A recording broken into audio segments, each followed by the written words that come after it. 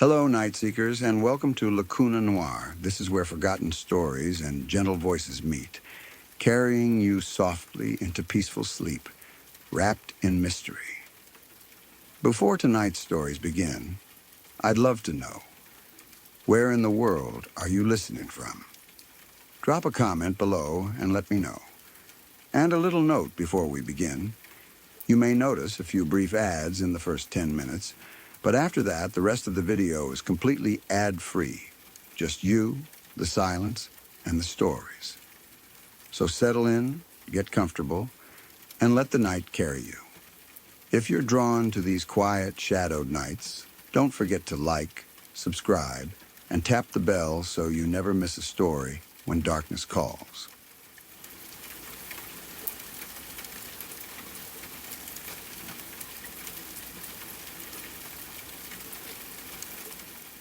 Living on a large residential university campus is peaceful most of the time, especially at night.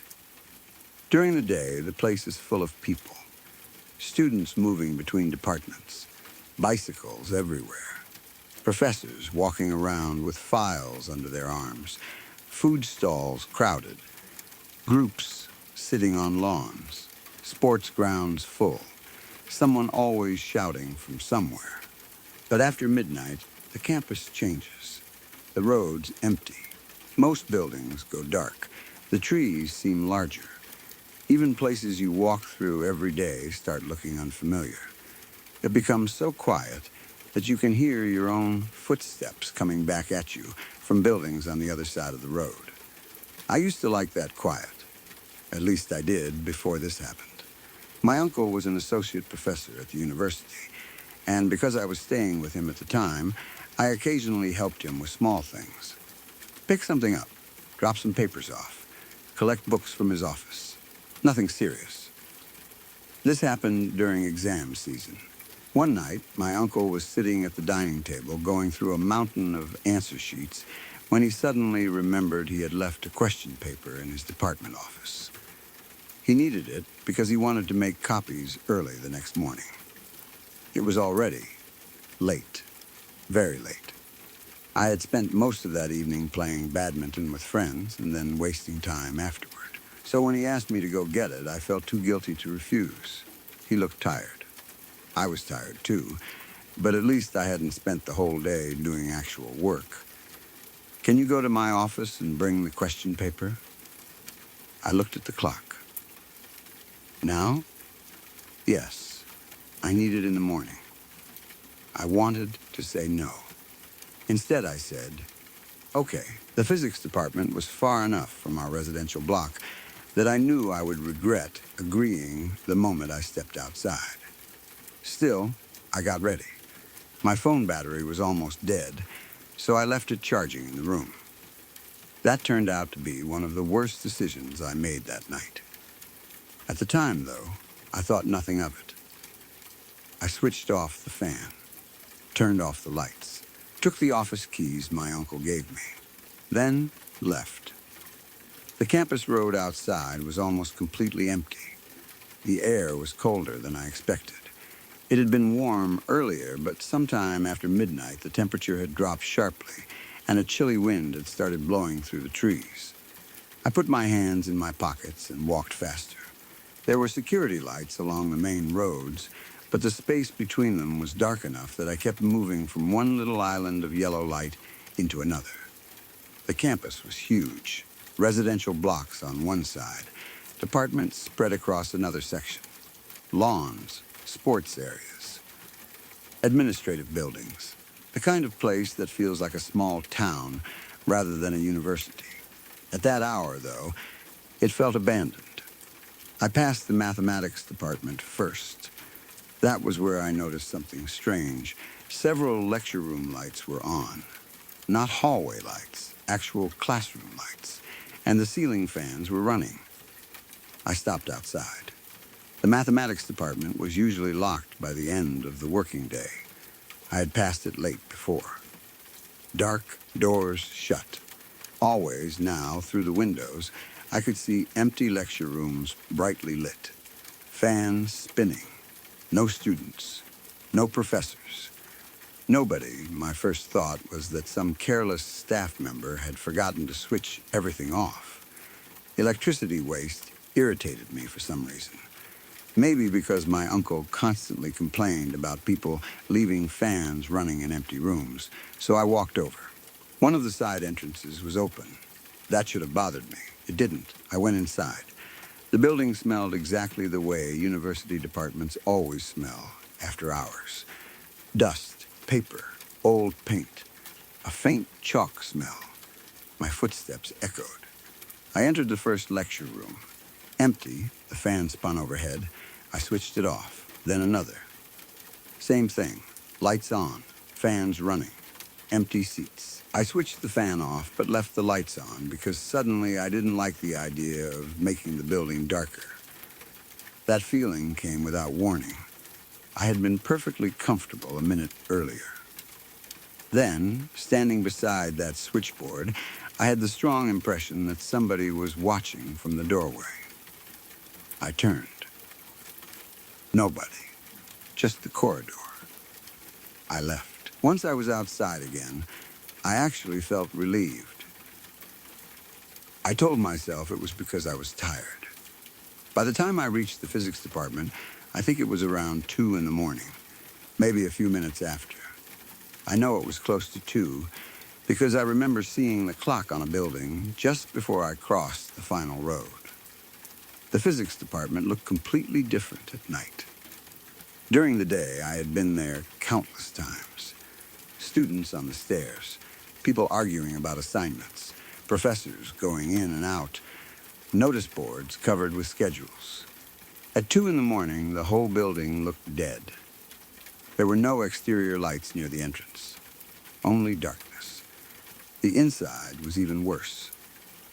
I unlocked the main door and stepped into a corridor that seemed to swallow the light from outside behind me.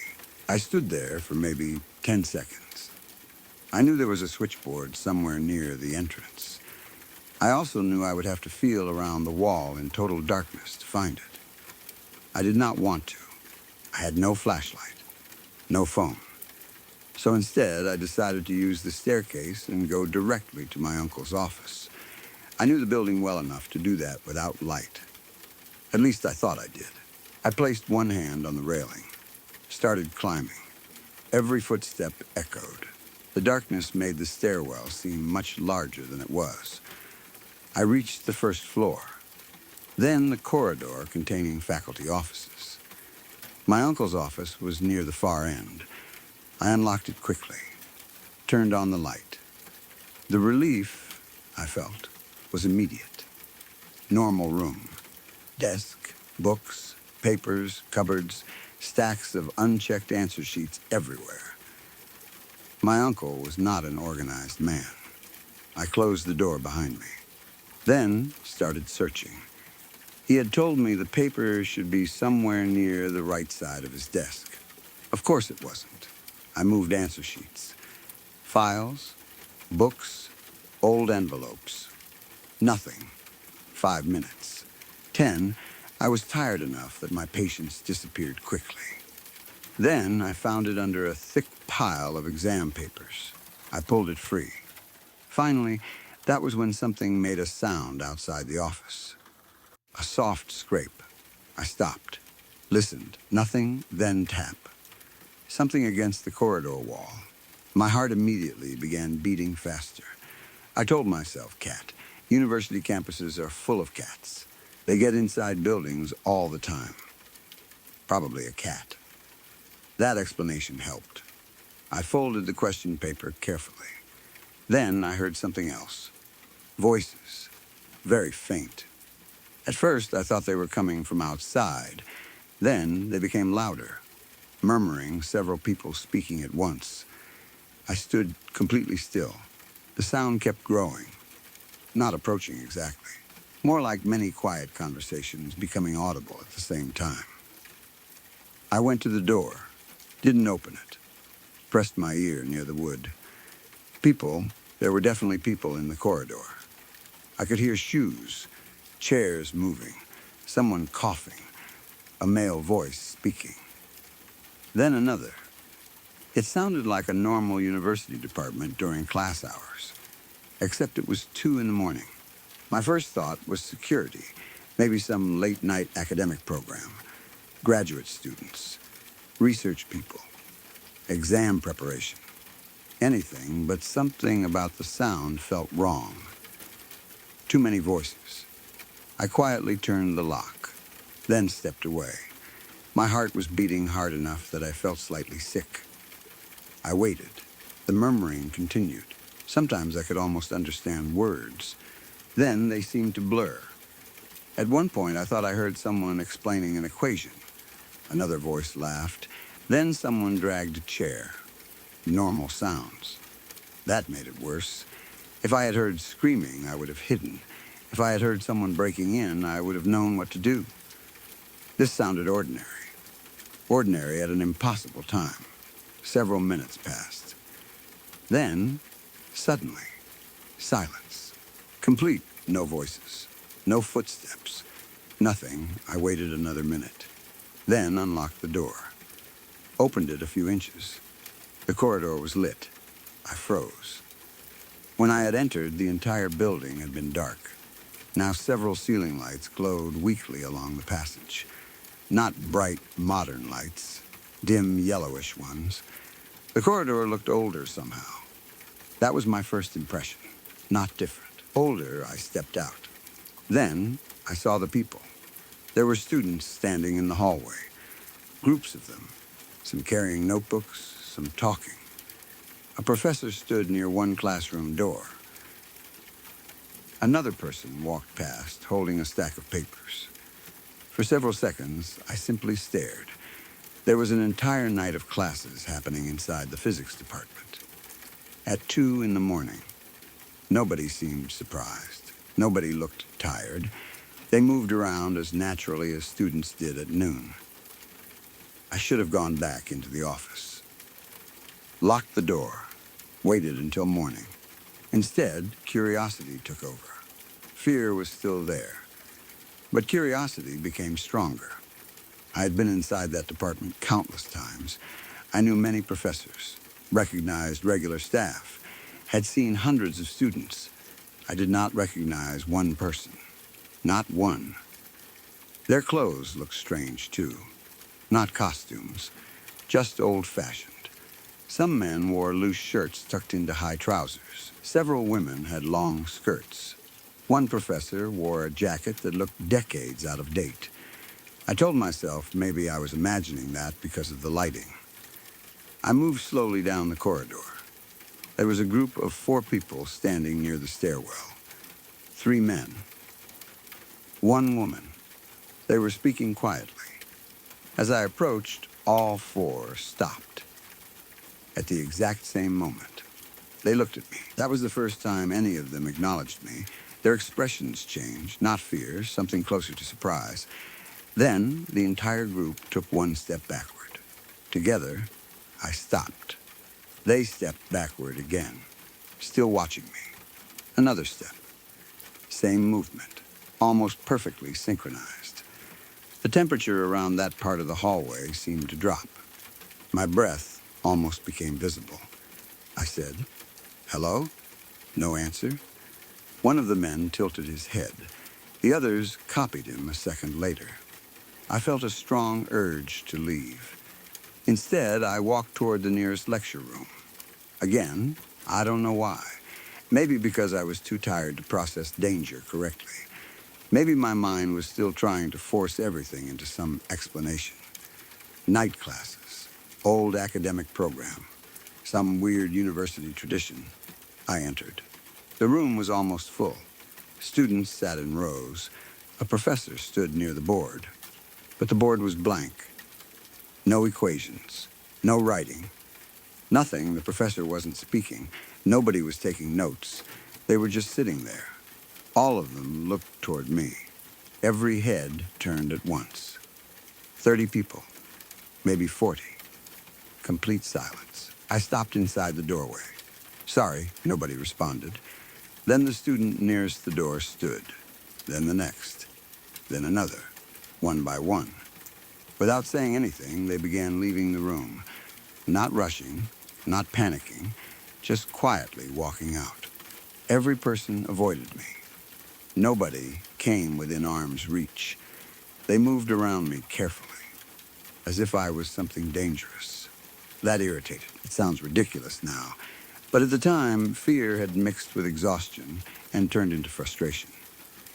Why were they acting like I was the strange one? I was the person who belonged there. They were holding classes at 2 in the morning. As another young man passed me, I reached out. Wait, I grabbed his wrist. Or tried to. I felt something. Cold, so cold that pain shot through my fingers. Not winter cold, not ice. It felt like touching metal left outside in deep, freezing weather. I jerked my hand away. The man had already moved several inches beyond me. That didn't make sense. I had felt his wrist. I knew I had. But my hand had somehow closed through the space where he had been. He stopped, slowly turned his head, not fully, just enough to look at me from the corner of one eye. His face was pale. His eyes looked almost gray. Then he walked away. My whole arm felt numb. That should have been enough. I should have run. Instead, I stood there trying to convince myself I didn't understand the university culture. Maybe some departments ran night programs. Maybe those people were part of something I knew nothing about. Maybe the cold was from an open window. Maybe I had missed his wrist and imagined contact. I was tired. That explanation became my favorite because it could explain almost anything if I needed it to. I walked downstairs. The first floor was full of people, too. Classroom doors open, dim lights, students moving between rooms. Then I suddenly remembered the question paper. I had left it on my uncle's desk. I actually laughed. After everything, that was what brought me back upstairs. I had come all that way for one piece of paper and was about to leave without it. I turned around, climbed the stairs quickly, reached the corridor, empty completely, lights off. Darkness, no students, no professors, no voices. Nothing. I stopped halfway down the corridor. The silence felt enormous. I walked to my uncle's office, unlocked it. The light was still on inside. The question paper lay exactly where I had left it. I picked it up. My hand was still numb from touching the student. I looked at my fingers. They were pale, almost white. I rubbed them together. Then I left. I did not search the building. I did not call out. I did not check classrooms. I went downstairs and walked straight out of the physics department. The cold night air actually felt warm compared to the corridor. I started toward home. I kept the question paper folded tightly in one hand. The campus remained quiet. Normal. No lights in most buildings. No voices. I began convincing myself that maybe I had experienced some kind of exhaustion-induced hallucination. I had played badminton for hours, barely eaten, walked across campus at 2 in the morning. Maybe my brain had mixed memories of daytime classes into the dark department. Then I approached the mathematics building. From far away, I noticed lights, same classrooms, same fans running. I remembered switching several of those fans off. One was spinning again. I slowed. There was someone inside. A man standing beside the switchboard. He was turning things on and off. Click, fan, click, light, click. Another fan. I stopped outside. For some reason, I knew him, even before seeing his face. I entered. My footsteps echoed. The man continued touching the switches. I walked closer. "What are you doing?" He stopped. Slowly turned. Same young man. The one from the physics lecture room. The one whose wrist I had tried to grab. My entire body went cold. He looked at me, then down at my hand. The same hand I had used to touch him. His voice was quiet, almost disappointed. "You shouldn't have grabbed my hand. I couldn't speak." He turned away. Walked toward the classroom door. Passed through it. Not opened it. Passed through the closed wooden door. Gone, I stood there for what felt like 10 years. Then every fan in the mathematics department turned on at once. Every single one. The lights flickered. A murmuring sound started somewhere upstairs. I ran. I don't remember much of the walk home. I remember the road. Cold air burning my throat. My legs hurting. Question paper crushed in my fist. When I reached the house, I locked the door behind me. My uncle was still awake. He looked at me. What happened? I gave him the paper. Nothing. He looked at my face. You look sick. I'm tired. Then he noticed my hand. The fingers I had used to grab the student had become blue around the tips. He frowned. What did you touch? I don't know. He told me to warm them slowly. I went to my room. My phone was fully charged. There were 3 missed calls from my uncle. That confused me. He had been sitting at home waiting. Why would he call? I checked the times. 2:06, 2:11, 2:17. I went back out. Why did you call me? He stared at me. What? My phone. 3 calls. His expression changed. You didn't answer. My phone was here. I know. Then why call it? He hesitated. Then said I wanted to know if you had reached the department. You knew I left my phone. No. Yes, you did. I told you. He rubbed his forehead. Maybe he was tired, too. Then you were gone a long time. How long? He looked at the clock. Almost 4 in the morning. I stopped. That was impossible.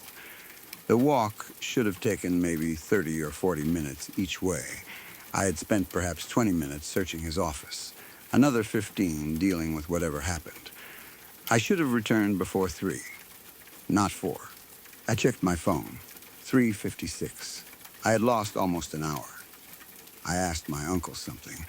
Does the university ever hold classes in the physics department at night? He laughed. At 2 in the morning? Yes, no, never? Of course not. I described what happened. Not all of it. Just enough. People, classes, strangers, old clothing. The moment I mentioned the dim lights, my uncle stopped smiling. Then I told him about the man. You shouldn't have grabbed my hand. My uncle became completely still. What? I repeated it.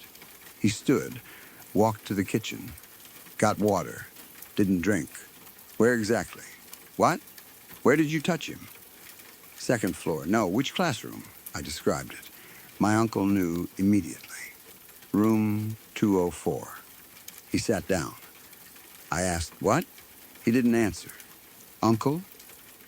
Then he told me something I had never heard. The physics department had been renovated several times. The current building was partly constructed over an older department block. Decades ago, before I was born, there had been a serious electrical fire during examination season. It started late at night. Several graduate students and faculty members had been inside preparing papers and grading.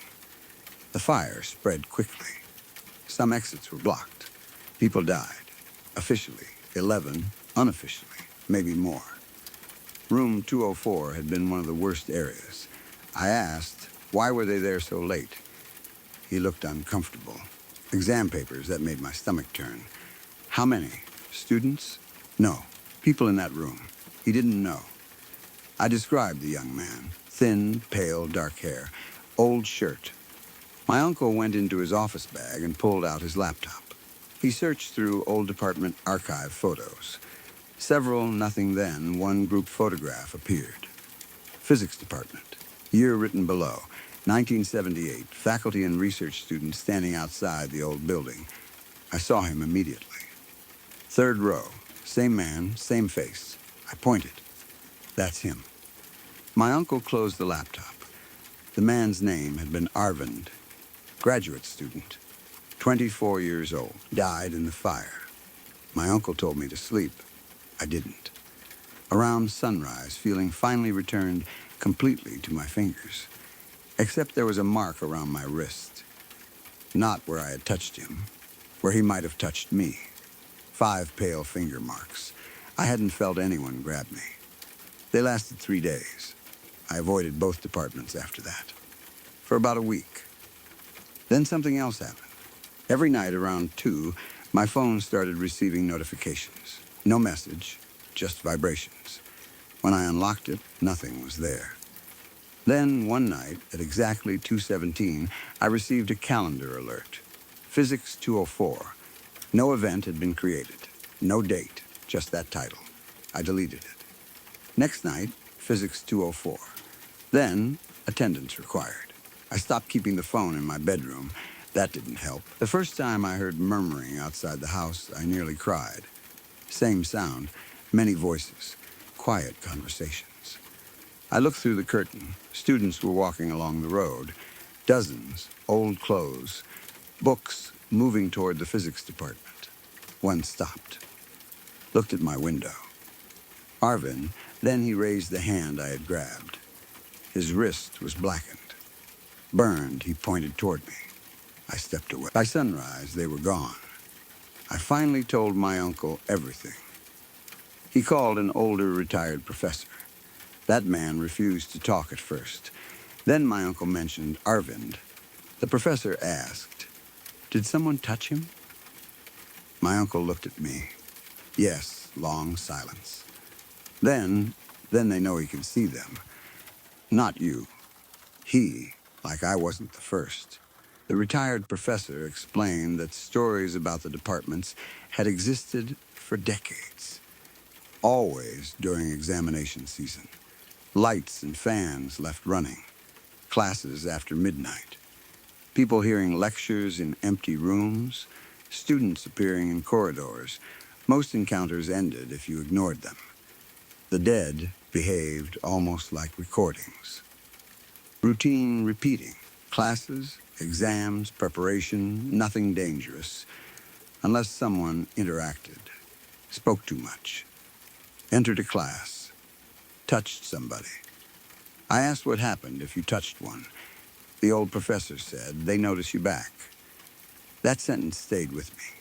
The next question was obvious. What happens then? He didn't know, or claimed not to. 2 weeks later, my uncle found something in his office. An unchecked answer sheet. That sounds normal during exam season. Except the paper was old. Yellow, brittle, the printed university logo had not been used since the 1970s. Student name, Arvind Sharma. Course, advanced mechanics. Most answers, blank. At the bottom, written in blue ink, he touched Emmy first. My uncle burned it. The next morning, it was back beneath the pile. After that, I started seeing Arvind in daylight. Not often. Across campus. Standing near the mathematics department. At the edge of the badminton court. Once behind me in the reflection of a library window.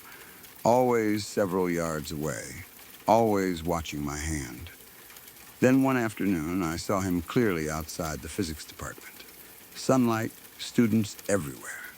He stood among them. Nobody reacted to him. I stopped walking. He raised his hand. For the first time, he smiled, then mouthed, "Tonight." I left campus that evening, stayed with a friend in another city. At 2:17 a.m., his bedroom fan turned on by itself. Then, the lights. Murmuring began in the hallway. I knew then it wasn't attached only to the department anymore.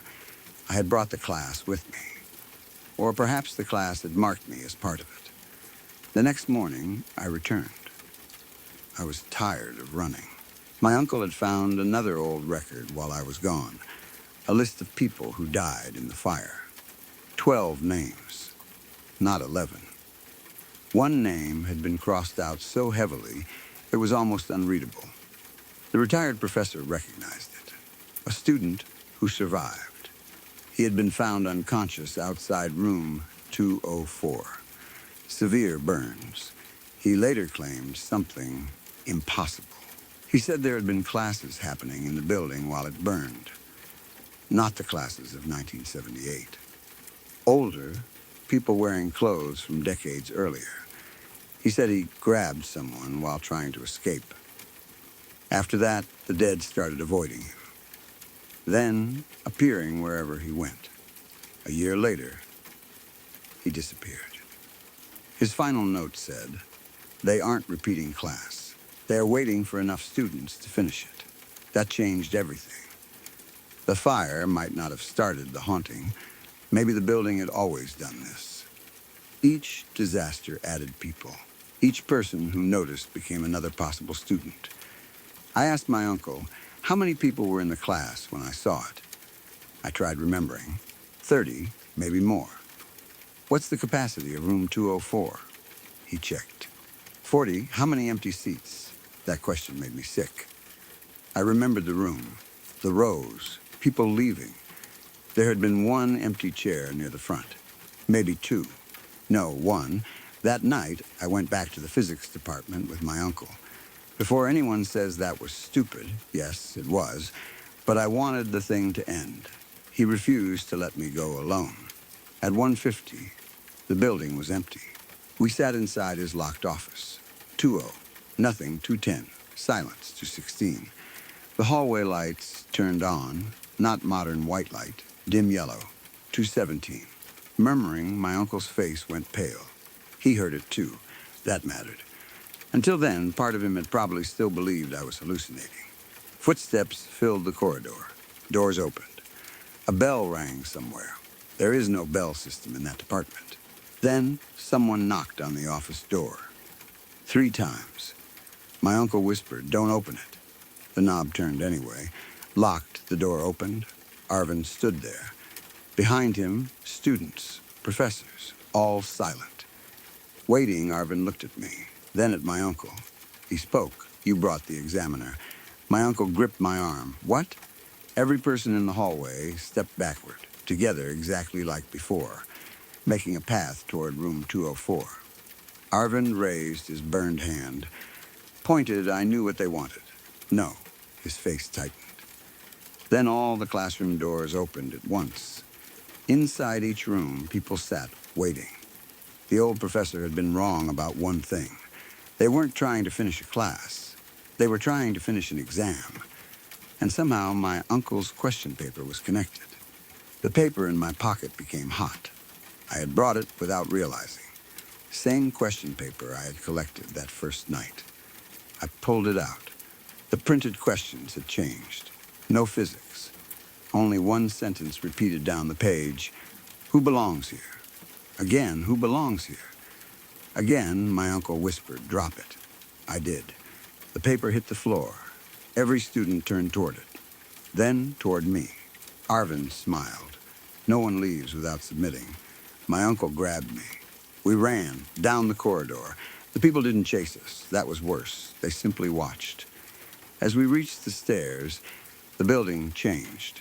The staircase looked older, walls dark with smoke. Emergency lights. I smelled burning. Then screaming started. Not ghostly screaming, real panic. People shouting. Fire crackling. We were inside the 1978 fire. Smoke filled the corridor. My uncle shouted for me to keep moving. We reached the ground floor. Front doors gone, only wall. Behind us, Arvin's voice, "You shouldn't have grabbed my hand." I turned. He stood inside the smoke. Burning, skin blackened on one side, yet calm. I finally understood why he had said it. Not a threat, a warning. Touching him had connected me to the night he died. I had pulled myself into his place, or maybe started trading places with him. I shouted, "What do you want?"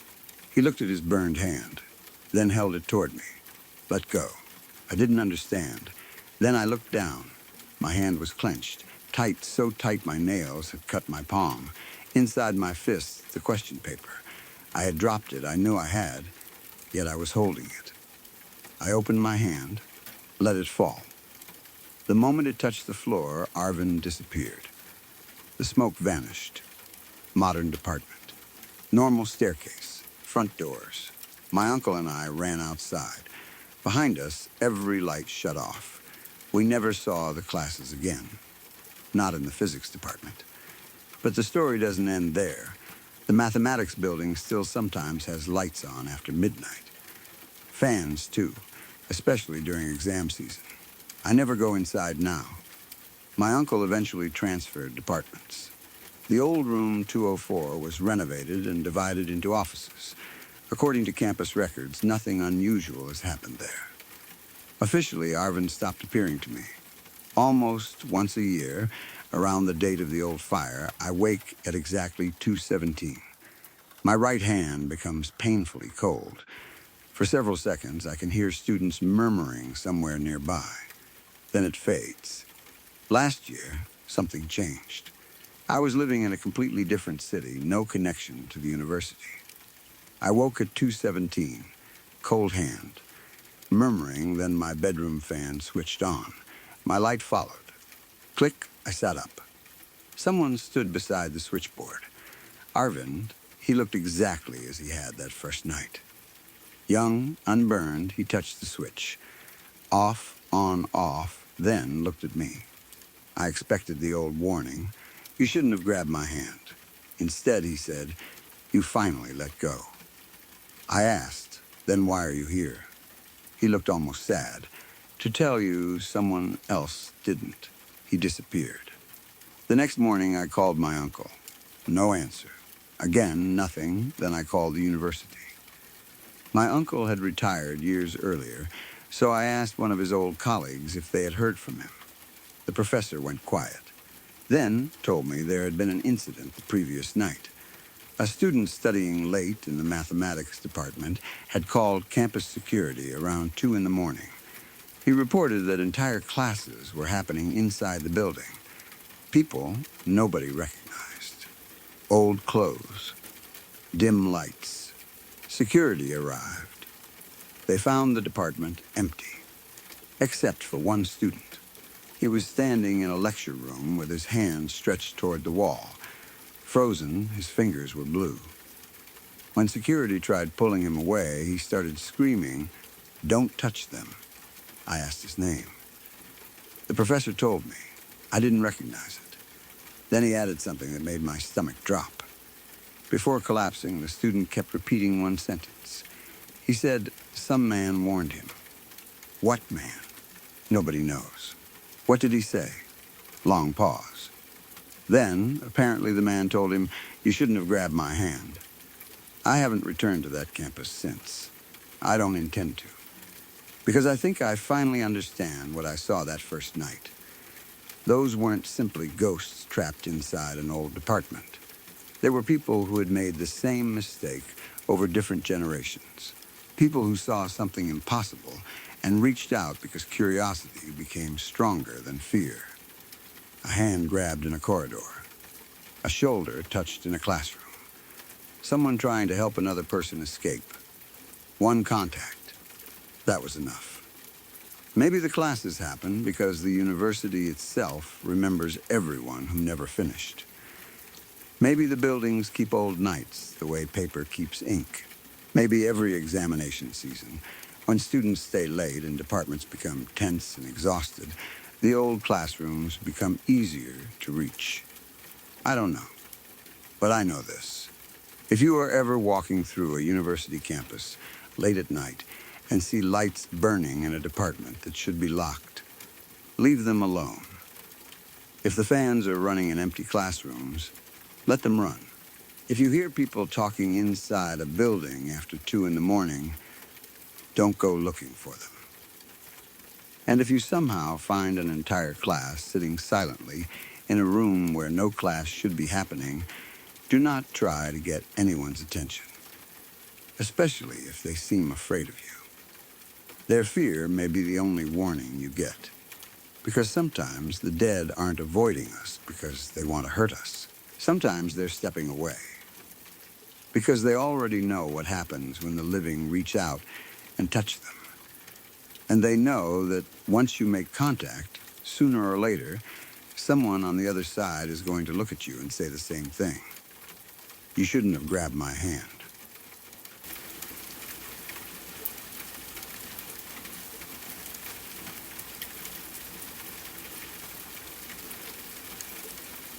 Growing up, I had strange dreams. Not the normal kind where you wake up confused because you were somehow back in school without pants, or your teeth were falling out, or you were late for an exam you had never studied for. Mine stayed with me. Some of them followed storylines for years, almost like my brain was producing episodes of the same television show every night. The setting would change. The danger would change. But the people were always the same. Me, my parents, sometimes other family members, and something terrible always happened to us. I would wake up remembering entire places that didn't exist, houses I had never lived in, roads I had never driven, rooms that felt so familiar I could have drawn their floor plans from memory. Sometimes those places returned months later in another dream, unchanged, same furniture, same doors, same strange rules I somehow remembered without anybody explaining them again. Then there were the lucid dreams. Those were different. I knew I was dreaming, but knowing didn't help much. There was usually something invisible following me. I could hear it, feel it. Sometimes doors would open ahead of me. Sometimes footsteps would move behind me no matter how fast I ran. I would try forcing myself awake. Count, blink, throw myself from high places, because somebody once told me falling wakes you up. Sometimes it worked. Sometimes I would hit the ground and simply continue dreaming. But the worst were the sleep paralysis episodes. Those happened several times a month when I was younger, sometimes more. The routine was almost always identical. That is what made them so frightening.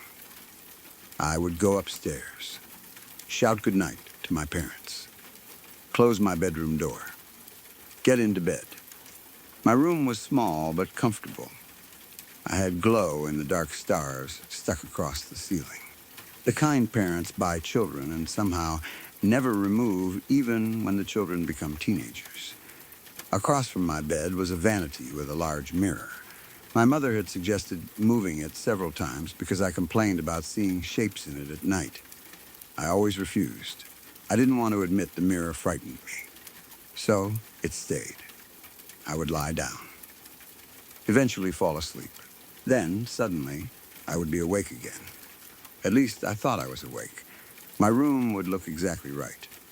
Dark, quiet, the little plastic stars faintly glowing overhead. Moonlight sometimes leaking around the curtains. My bedroom door closed. Nothing obviously wrong.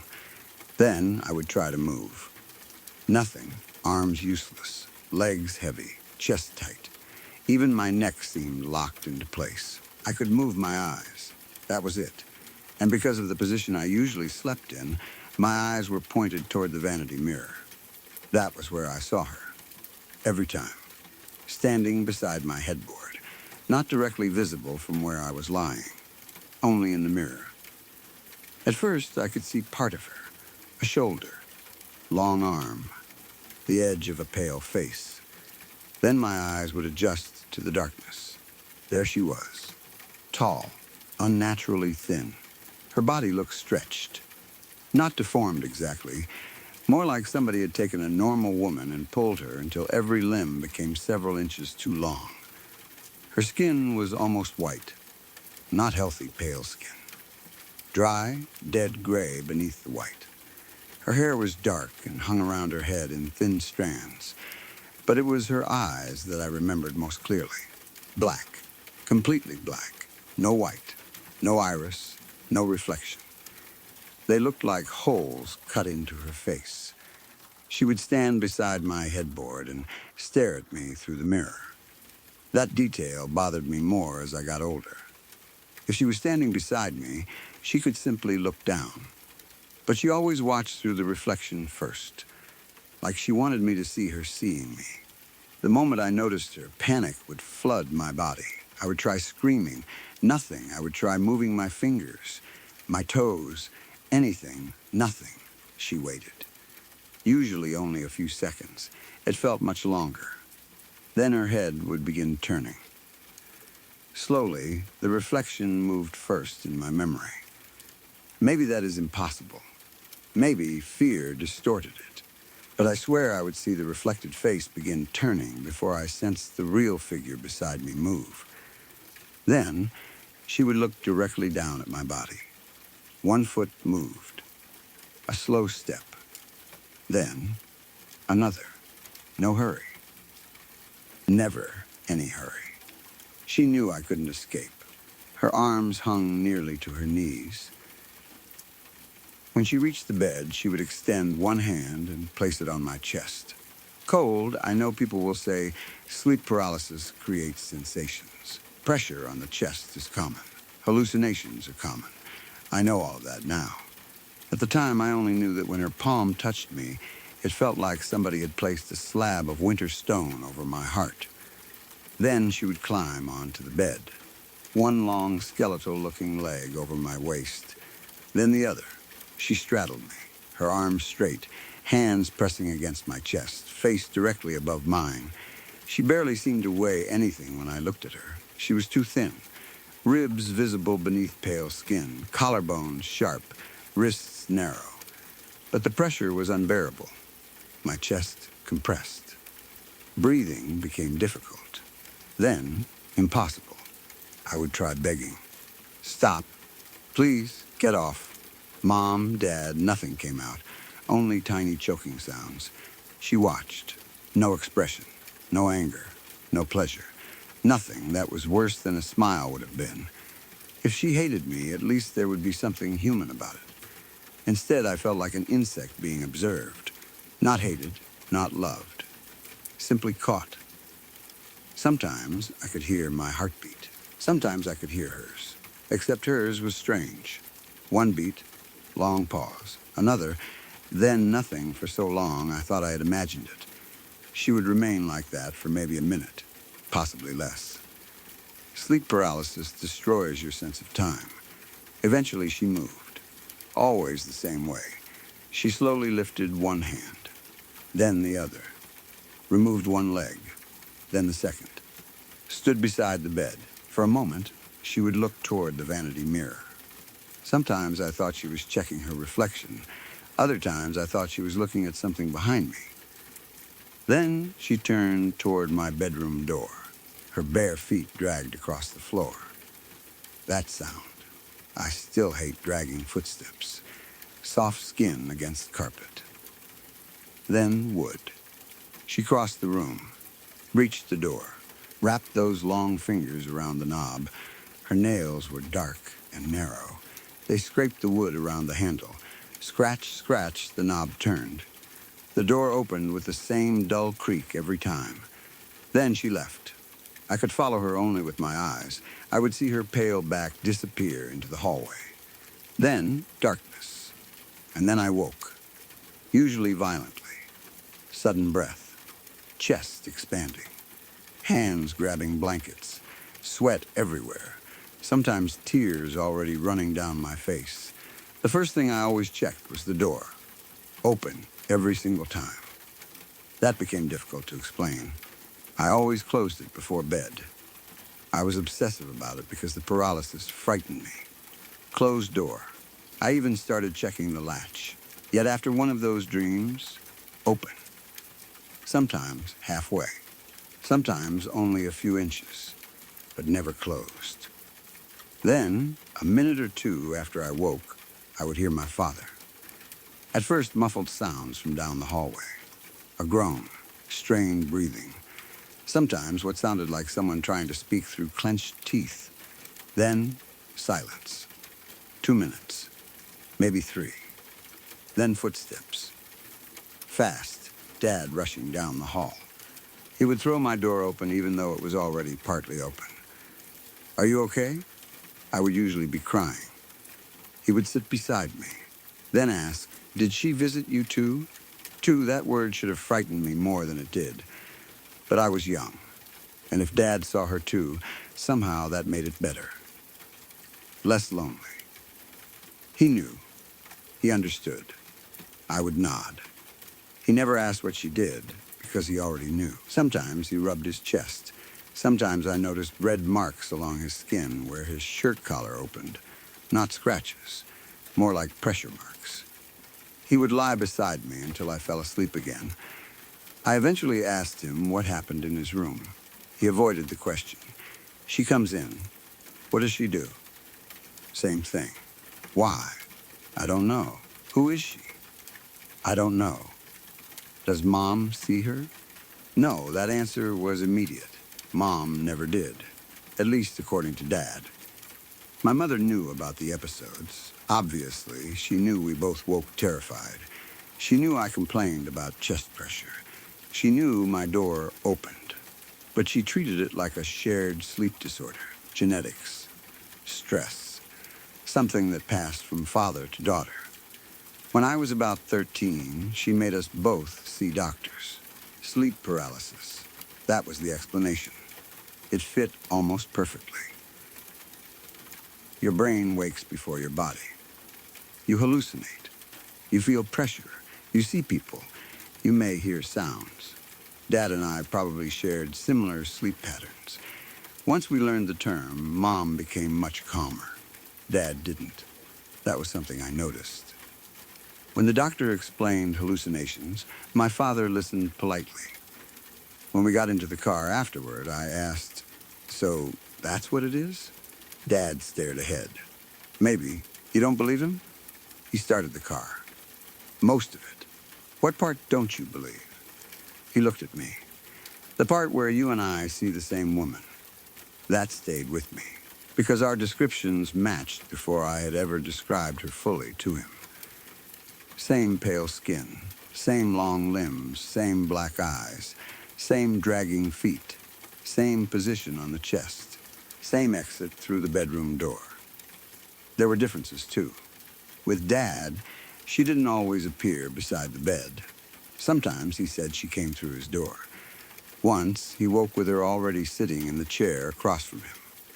Another time, she stood in the hallway and watched through his open doorway for several minutes before approaching. But she always eventually climbed onto him, always pressed his chest, always left. The strange part was the direction she traveled. My room was farther down the hallway than my parents'. She visited me first, then left my room.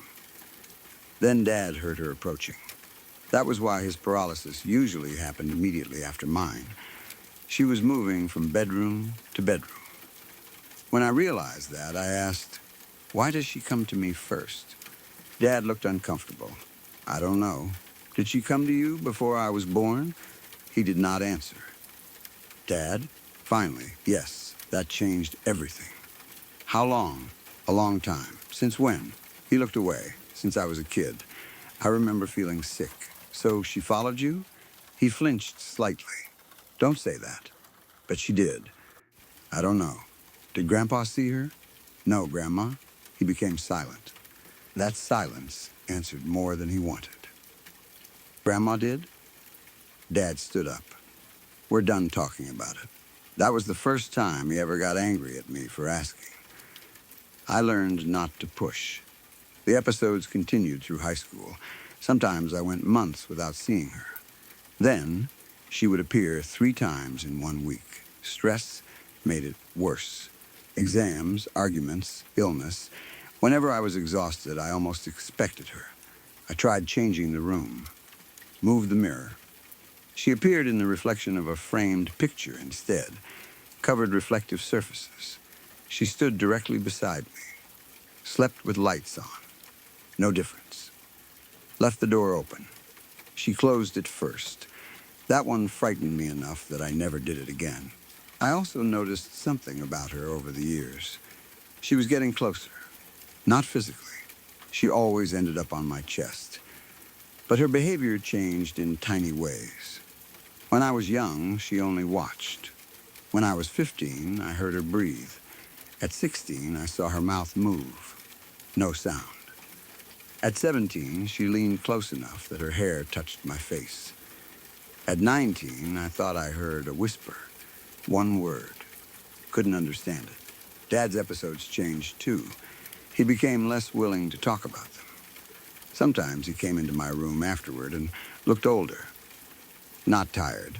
Afraid once, when I was 20, he rushed in after an episode and immediately checked my arms. What? Nothing. What are you looking for? He stopped. Marks, what kind? Forget it. Dad, he examined my wrists. Nothing. Then he relaxed slightly. I asked, does she mark you? He pulled his sleeve down. I saw something before he covered it. A bruise. 5 narrow lines around his wrist. Fingers shaped. I never forgot that. Then last summer, I moved out. My job took me from the suburbs into a large city near the coast. Everything changed. Noise, traffic, people everywhere. Sirens, neighbors arguing through walls, music from apartments, cars at 3 in the morning. The ocean only a few blocks away. At first, I hated the noise. Then I realized I slept better. My new bedroom was smaller than my childhood room. No vanity, no glowing stars, no familiar hallway. I closed the door, went to sleep. Nothing 1 week, nothing 1 month, nothing 3 months. No paralysis, no woman. My dreams became boring. Work, emails, missing deadlines. A movie I had fallen asleep watching, mixing itself into whatever dream came next. For the first time since childhood, sleep stopped frightening me. I called Dad. She hasn't come. There was a long silence. Then, good. What about you? He hesitated.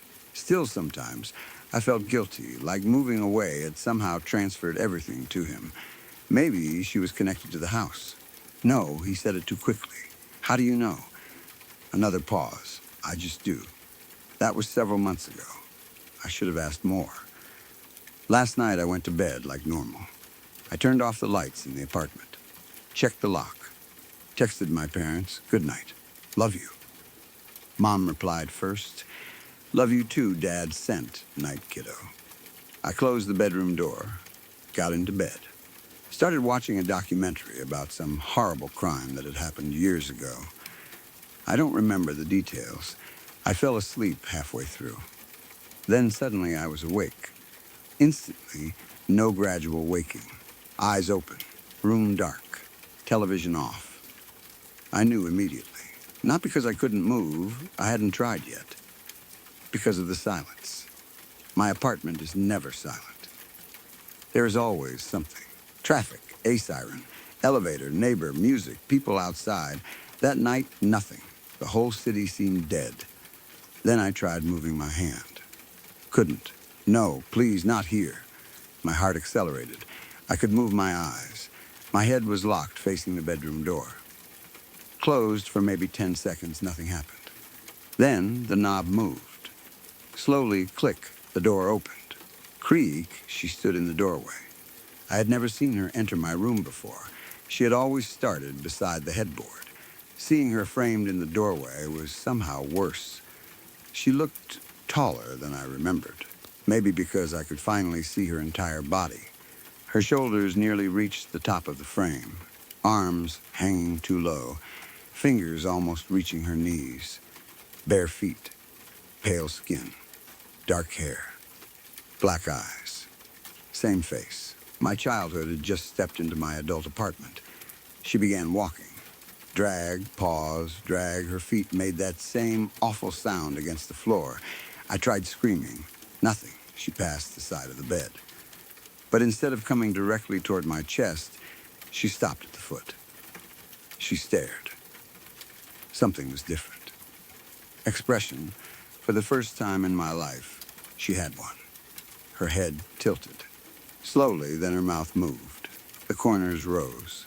A smile. Not normal. Too wide. Her lips stretched until I saw teeth. White, sharp, not the teeth I remembered. I had never seen her teeth before. She leaned forward, and in the gentlest voice imaginable, she whispered, "There's my girl." My entire body went cold, not because she spoke, because of the affection in her voice. It sounded like someone greeting a child they had been searching for. Then she climbed onto the bed, faster than usual, hands on my chest, weight crushing me, her face came close.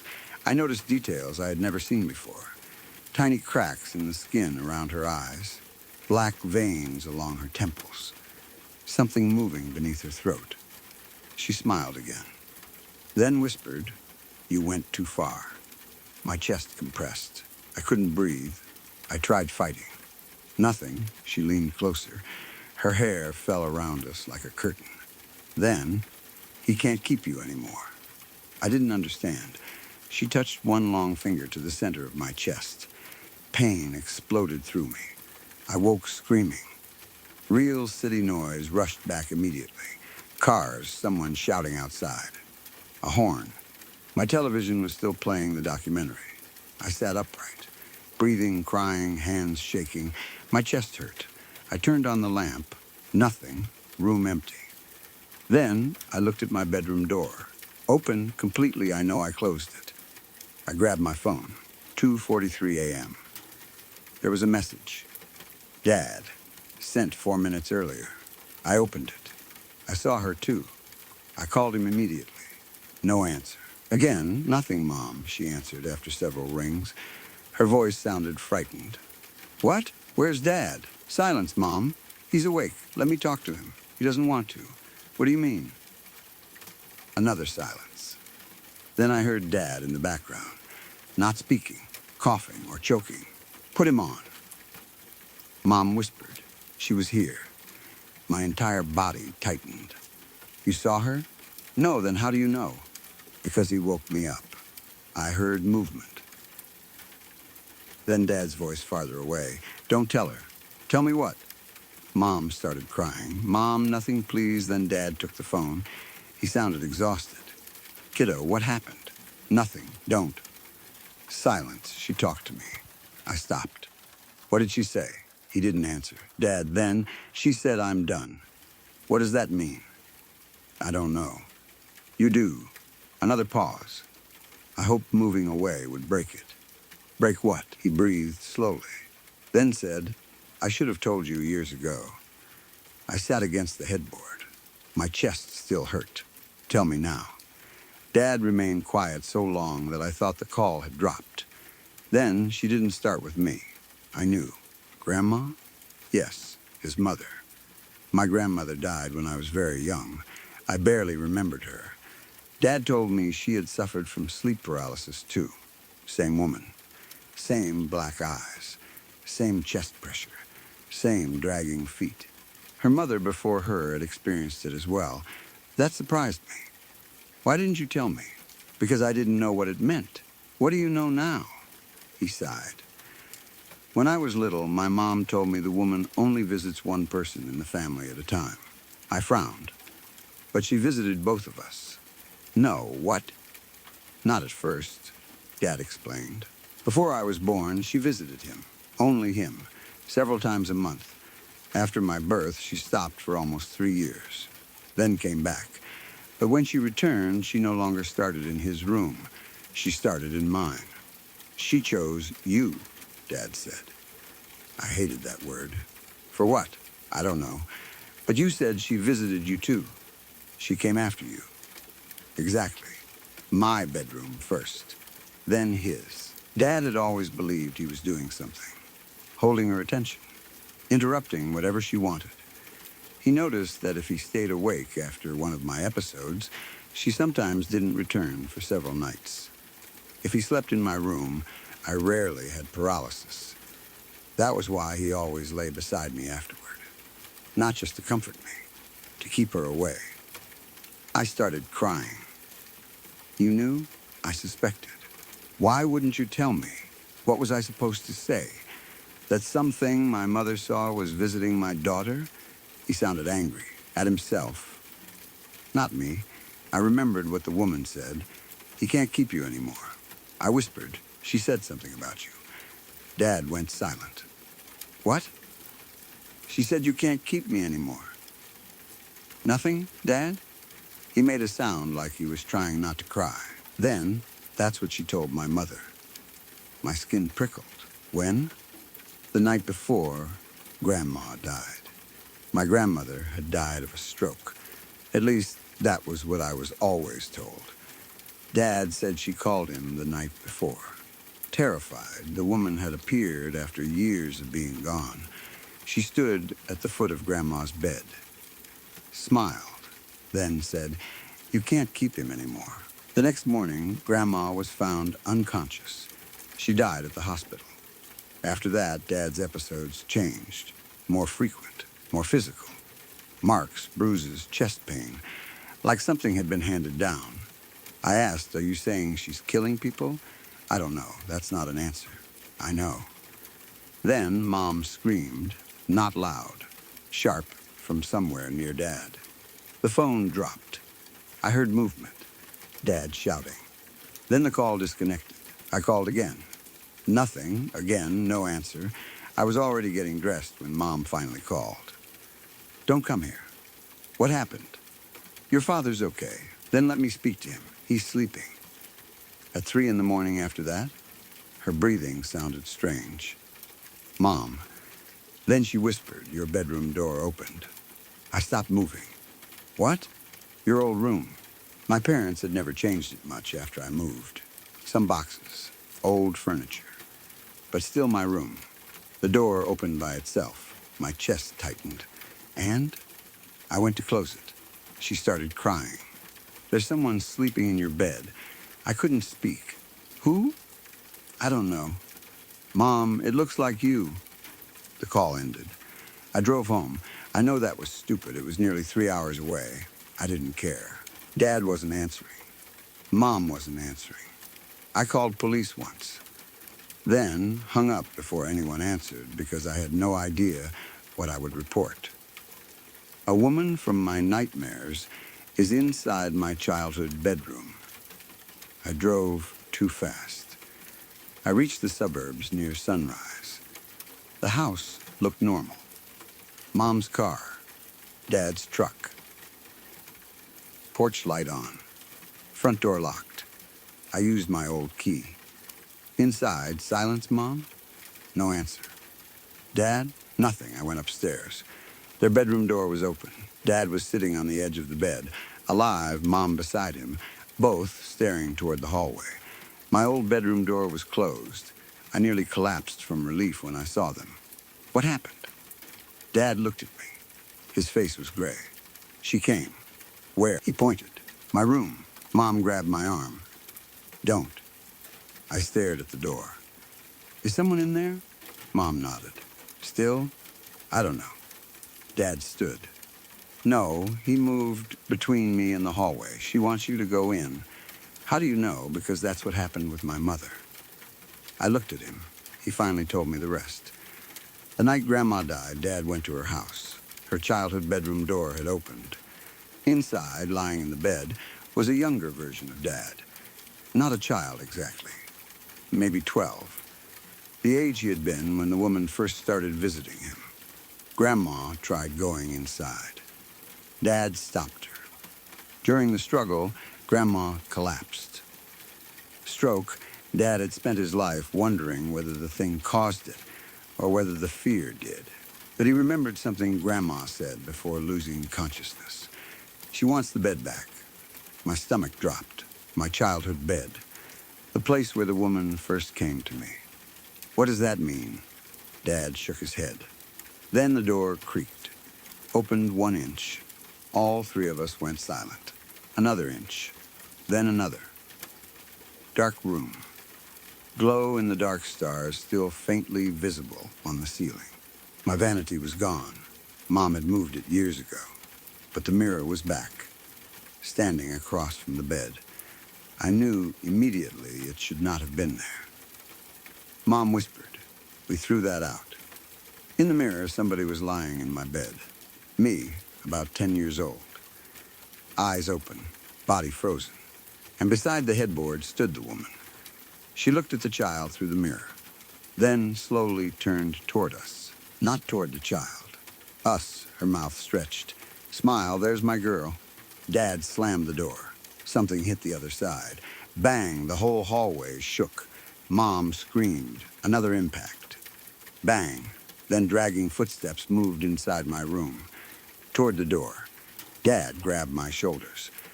You need to leave. I'm not leaving you. She wants you. Then why did she visit you? His face broke. Because I asked her to. That silenced me. What? When you were little. He was crying now. I heard you screaming one night. I came in. You were asleep, but your chest was barely moving. I saw her. You actually saw her? Not paralysis. Awake, the woman had been sitting on me. Dad saw her. Really saw her. He tried pulling her away. His hand passed through. Then he shouted, "Take me instead." The thing looked at him, smiled, and disappeared. After that, she visited both of us. Me first, then him. Dad had spent 20 years giving her somewhere else to go. I remembered all the nights he came running into my room afterward. Adrenaline, fear, chest hurting. He had not been checking whether she visited him too. He knew she would. He had made that happen. I thought if I took enough of it, eventually she'd leave you alone. Another impact hit my bedroom door. Dad looked toward it. Moving away worked for a while. No, it did. She stayed with me.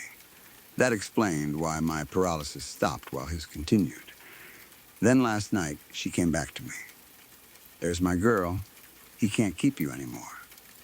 Dad looked suddenly very tired. "She's done with me." The bedroom door opened.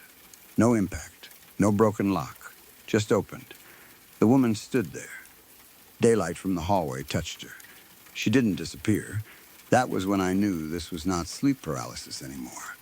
Mom saw her too. Her scream confirmed it. The woman looked exactly as she had in every nightmare. Pale, thin, black eyes, long limbs. But in daylight, I noticed something else. Her face resembled someone, not me. Dad, slightly the cheekbones, shape of the chin. Then another face seemed to pass beneath hers, an old woman, my grandmother. Then another, older, faces moving under her skin. "Generations," Dad whispered, "oh God." The woman extended one hand toward me, long fingers. "Come," I backed away. No, her smile disappeared. Dad stepped in front of me. No. She looked at him. "You promised." I was scared. "You offered." She was a child. "You offered." Her voice sounded like several women speaking together. Dad shook. Then I noticed the marks on his chest. Dark bruises. 5 fingers. So many overlapping that the skin looked almost black. The woman reached toward him. He didn't move. Her hand passed into his chest, not through. Into. Dad gasped. His entire body arched. I grabbed him. For the first time, I touched the woman too. Cold, unbelievably cold. And suddenly, I was somewhere else. A bedroom. Older, wallpaper from another time. A little girl lying frozen in bed. My grandmother. The woman on her chest. Then another room, another child. A woman I didn't know. Then another. Another. Generation after generation. Always daughters, sometimes sons. Always the same figure. I understood without anyone explaining. She wasn't attached to the house. Not Dad, not me. Family, but even that wasn't exactly right. She wasn't simply following us. She was inherited. Somewhere generations earlier, somebody had asked for something. Protection, a child to survive, a life. I don't know. And the thing collected sleep, fear, attention, passed itself down. Each generation could delay the transfer by offering themselves in place of the next. That was what Dad had done. That was what Grandma had done for him. Not forever. Only borrowed time. I was back in the hallway. Dad collapsed. The woman withdrew her hand. He hit the floor. Mom rushed to him. The woman looked at me. Now, I ran into my old bedroom. I know that sounds backward. But I understood something from the visions. The bed mattered, not physically. Symbolically, the first place you see her becomes the doorway she uses. I grabbed the old mattress, pulled. It barely moved. Mom appeared behind me. "What are you doing? Help me." We dragged it. The woman stood in the hallway watching. She didn't stop us. That scared me. Dad was conscious again. Weak, he understood. Window, we pushed the mattress toward it. The frame caught. I kicked. Wood cracked. The woman moved closer. One dragging step. Then another. There's my girl. Shut up. I screamed it. First time in my life I had ever spoken to her. She stopped. Her smile returned. You can speak now. That frightened me more than anything. All those childhood episodes. I thought I couldn't scream because of paralysis. Maybe silence had been part of the rule. I kept shouting. No, again, no, Dad joined. No, Mom, too. The woman's face changed. Not angry. Surprised, we pushed the mattress through the window. It fell into the backyard. Then the frame, blankets, everything connected to that bed. Dad grabbed the vanity mirror, the one that somehow had returned. He lifted it. The woman screamed, not because he touched the mirror, because her reflection wasn't in it. Instead, the mirror showed a bedroom I had never seen. An old room, maybe 100 years old. A woman sat on a bed holding a newborn. Another woman stood beside her, same black eyes. The mother whispered, "Take me when she's grown." Then I understood. The original promise. A mother begging for her baby. Whatever happened, the child survived. The debt became hereditary, not because the creature chose our family, because our family kept renewing the bargain. Every generation. Take me instead. Dad had said it. Grandma probably had too. We had never broken the agreement, only extended it. Dad lifted the mirror. Not anymore. He threw it through the window. Glass exploded outside. The woman's body jerked. Her face flickered. Grandmother, Dad, me, unknown women, children, then something older underneath all of them. No face. Only a vertical black opening where a face should be. She screamed. The sound came from every room in the house, then vanished, just like that. No dramatic smoke, no explosion. Gone, Dad survived. Barely, doctors said, cardiac event. Stress, he spent 2 nights in hospital. We told them he collapsed at home. Nobody mentioned the woman. We destroyed the bed, burned what we could. The mirror pieces were strange. We found almost all the glass, but no frame, and one shard was completely black, not reflective. Dad buried it somewhere without telling me where. For several months, nothing happened. No sleep paralysis. Not to me, not Dad. I thought we had broken it. Then Dad called me last week. He sounded worried. What? Your mother had a dream. Mom had never experienced her. What dream? She saw a little girl. I felt sick. What little girl? Dad didn't want to say. Dad, she was standing beside our bed. Did Mom recognize her? No. What did she look like? He described her. Maybe 8 years old. Pale, long dark hair, black eyes, no expression. Not the woman, a child. That alone was frightening. Then Dad said she asked Mom where you were. I didn't sleep that night. Yesterday, a package arrived at my apartment. No return address. Inside, a piece of mirror. Black, the shard Dad, buried. I called him. He swore he had never told anyone where it was. The package contained something else. One glow in the dark plastic star. From my childhood ceiling, I threw both away. When I came home from work, they were on my bed. Last night, I refused to sleep. Coffee, lights, television, anything. Around 3 in the morning, I heard dragging footsteps in the hallway outside my apartment. Slow, bare feet. I stood. The sound stopped at my door. I didn't move. Then, knock. 3 times. I called Dad. He answered immediately. Before I could speak, he said, "She's here." My heart dropped. You see her? No, then how? Something giggled behind him. A child. Dad stopped breathing. Then my apartment door opened by itself. The little girl stood there, exactly as Mom had described. Pale, thin, black eyes. She looked at me, not smiling. Then said, "She's tired." Who? The child tilted her head. Mother, that word made my stomach twist. Who are you? She pointed at me. You know you were little once. Her face changed. My face. 10 years old. The version from the mirror. Then another. My grandmother as a child. Then another girl. Generations, I understood. The woman wasn't one entity passing through us. The woman was what the children became. Every child who inherited her. Every daughter who carried the fear long enough. Every generation adding a face. The thing on our chests had been made from us. Or from all the versions of us that had been left behind in paralysis. I whispered, "What does she want?" The little girl answered, "To finish." Behind her, the hallway darkened. A tall shape appeared. The woman, same as always, but weaker, thinner, her black eyes seemed sunken. The child looked at her, then at me. Someone has to stay asleep. That was the rule beneath all the others. The original bargain had not been for a life. It had been for wakefulness. Some ancestor's child would not wake. A mother begged. Something offered a trade. The child wakes. Something else in the family sleeps instead.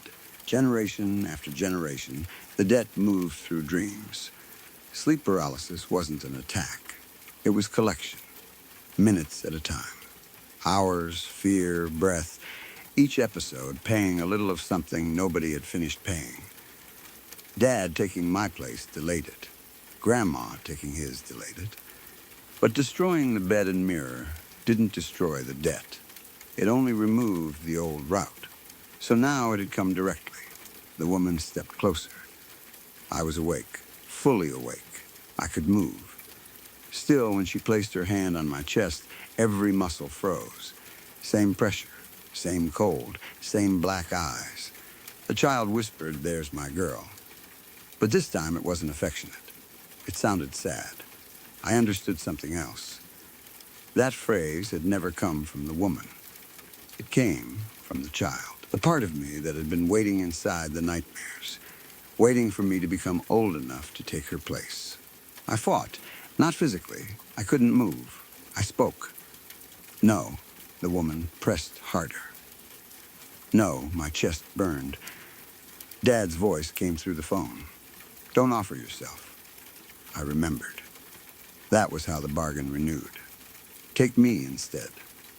Every loving parent had made the same mistake, sacrificed themselves, passed the debt forward. I looked at the child, my childhood face, black eyes. What happens if nobody offers? The woman's expression finally changed. Fear. The child smiled. Then she has to wake up. The woman screamed. The apartment shook. My body released. I rolled away. The woman collapsed beside the bed, her limbs folding unnaturally. Faces moved across her skin. Grandma. Unknown women. Dad. Me. Then each peeled away like reflections disappearing. The little girl walked toward her. The woman reached out. The child took her hand. And for the first time, the black eyes became normal. Brown, mine, she looked at me. "You took long enough." Then both disappeared. The apartment noise returned. Traffic, sirens, neighbors' television. Everything I called Dad. He was crying, not from fear. Relief, for the first time in his life, he had experienced the beginning of an episode and simply woken completely. No woman, no pressure, nothing that was 4 nights ago. I have slept normally since. So has Dad. Mom hasn't dreamed about the girl again. I want to believe it is finished. Maybe refusing the sacrifice finally broke something our family had been repeating for generations. Maybe all we had to do was stop trying to protect each other in exactly the way the thing wanted. But there is one detail I haven't told my parents. This morning I woke before my alarm. My bedroom door was closed. Good. I sat up. Sunlight, city noise. Normal. Then I looked at my chest. There was a handprint over my heart. Small, child-sized, not bruised, almost white. like skin that has never seen sunlight. And on the nightstand beside me was a glow-in-the-dark plastic star. I picked it up. On the back, written in tiny letters I swear had never been there when I was a child, were 4 words: "Your turn to watch her." I don't know what that means. Maybe the woman is gone. Maybe the debt is gone. Maybe something else was freed when we ended it. I only know that last night, for the first time since moving here, I looked into the dark television screen across my bedroom and saw a reflection that didn't belong. A little girl stood beside my headboard. She wasn't frightening. Not exactly. She looked tired. She looked at me through the reflection, then slowly turned her head toward the bedroom door. Somewhere beyond it, in the hallway, bare feet began dragging across the floor. The girl looked back at me. This time, her eyes were normal, terrified, and she whispered, "Don't let Mother in."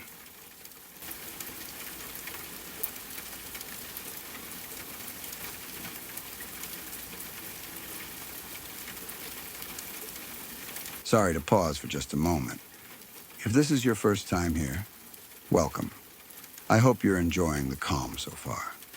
If you'd like more nights like this, true stories, gentle rain, no interruptions, please subscribe to Lacuna Noir. It really helps me keep creating these peaceful experiences for you. And tap the bell so you're here every time a new story arrives in the dark. Now, back to the story. For most of my life, I've believed I let a monster in. I don't know exactly when I did it. I don't know whether I invited it with words, with fear, with grief, or simply by noticing it when I was too young to understand that some things are better left unseen. But it came. I allowed it close. And once it found a place inside me, it stayed for years. The earliest memory I have of it happened during a summer when I was 9 or 10 years old. Every summer, my granddad would drive up from Texas to New Jersey to get me. I had been born in Texas, and when I was little, that was where most of the people I loved lived. Then my mother remarried, and my stepfather's work brought us north. I hated leaving. I didn't hate my stepdad. He wasn't cruel. He worked hard, probably harder than anyone I knew. But New Jersey never felt like home to me. Texas did. More specifically, my granddad did. He was my favorite person in the world. So every summer he drove all the way across the country, picked me up, and took me back with him. Those road trips became some of the best memories of my childhood. I loved everything about them. The long, empty highways, the strange little towns, the way sunrise looked different depending on which state we woke up in, the musty motel rooms with humming air conditioners and carpets that always felt slightly damp under bare feet, the mediocre food at roadside restaurants. Granddad loved Cracker Barrel, so we stopped at more of them than I could count. He always ordered almost the same thing. I always spent too long looking around the little gift shop afterward, even though I rarely bought anything. He never rushed me. That was one of the things I loved most about him. With Granddad, life moved slowly.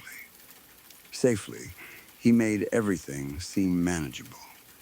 If the car made a strange noise, he knew what it was. If we got lost, he eventually found the road. If I was scared, he made me feel stupid for being scared in the best possible way, like fear was just some misunderstanding that could be corrected by sitting beside someone who knew more than you did. Then came the summer when I had my first panic attack. I didn't know that's what it was at the time. I know now. I'm in my 30s, and I understand things about anxiety that nobody had explained to me as a child. But back then, I genuinely thought I was dying. It happened in the guest bedroom at my granddad's house. I had slept there many times. Nothing about the room should have frightened me. There was an old dresser. a lamp with a beige shade, a narrow closet, a ceiling fan that clicked slightly when it turned. The bed was pushed against one wall, and there was a dark corner between the dresser and closet where the lamp didn't reach properly. That night, I couldn't sleep. The house seemed too quiet. Granddad lived in a rural area, so nights were already quieter than what I was used to in New Jersey. Usually I liked that. That night, I hated it. Every little sound felt amplified. Wood settling, air conditioner turning on, a branch brushing the outside wall, the click of the ceiling fan. Then I started noticing the corner. Nothing was there. I know that. At least I know that was what I told myself. But the shadows looked different. They seemed to move even when nothing else did. Not dramatic movement. A slight shifting, as if darkness had weight and something inside it was repositioning itself. I pulled the blanket higher. My breathing became shallow. I tried thinking about something else. Road trips, breakfast, what Granddad and I would do the next day. Nothing helped. The feeling came first.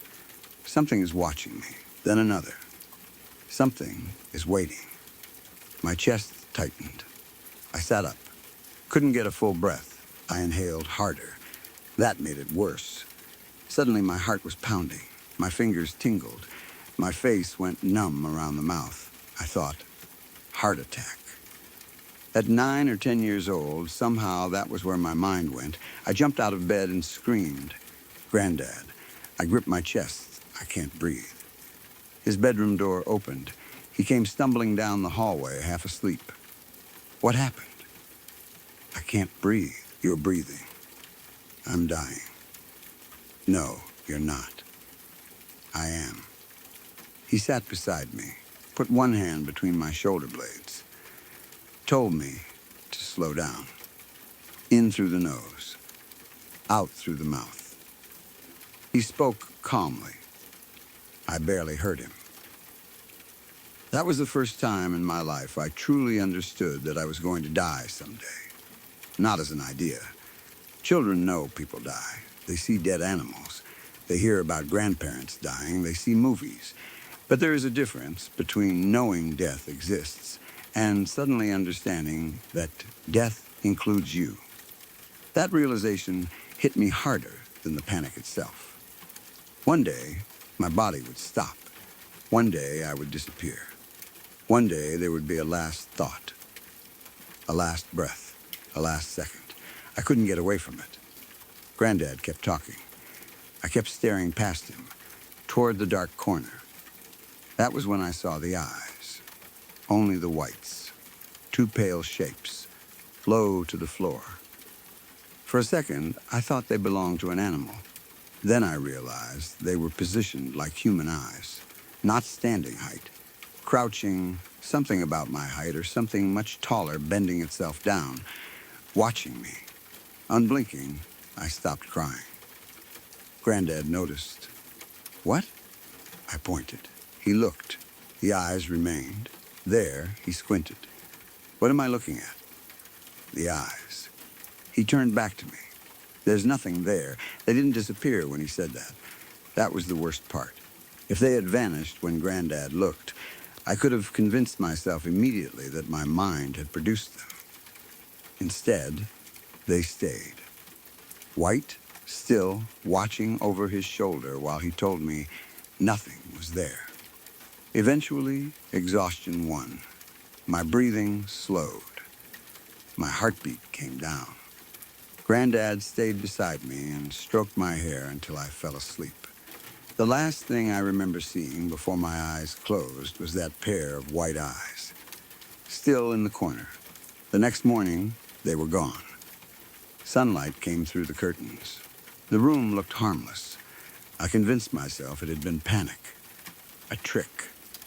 Children see faces in darkness. That was all. But something had changed. For the rest of that summer, I felt watched. Not constantly, just enough. I would be fishing with Granddad and suddenly feel someone standing behind me. Turn around. Nothing. I would be brushing my teeth and think I saw movement in the hallway mirror. Nothing. I would wake at night and refuse to look toward the dark corner.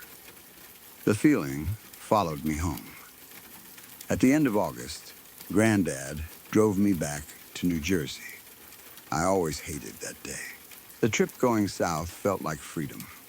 The return felt like being delivered somewhere I didn't belong.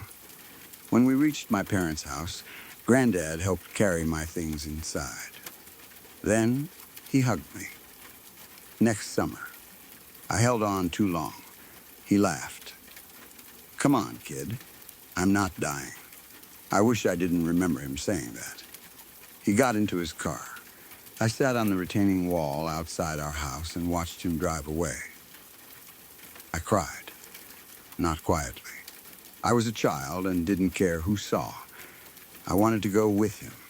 I hated being back. My mother struggled badly with depression. At the time, I didn't understand it. I only knew there were days she barely got out of bed. My stepfather worked constantly, overtime whenever he could get it. He said it was because we needed money. I'm sure that was true. But as an adult, I think work also gave him somewhere else to be. Home meant a wife who was struggling, and 3 children who needed attention he didn't always know how to give. I don't judge him for that anymore. Back then, I only felt abandoned. So I sat on the wall and cried while Granddad's car disappeared. That was when I heard another crying sound. At first, I thought it was an echo. Then I stopped. The other crying continued, soft, broken, coming from somewhere near the curb. I looked. Storm drain, dark rectangular, opening beneath the road. The crying came from inside it. Then I saw the eyes. White, low, watching. Same as Texas. My whole body went cold. Daylight made them worse.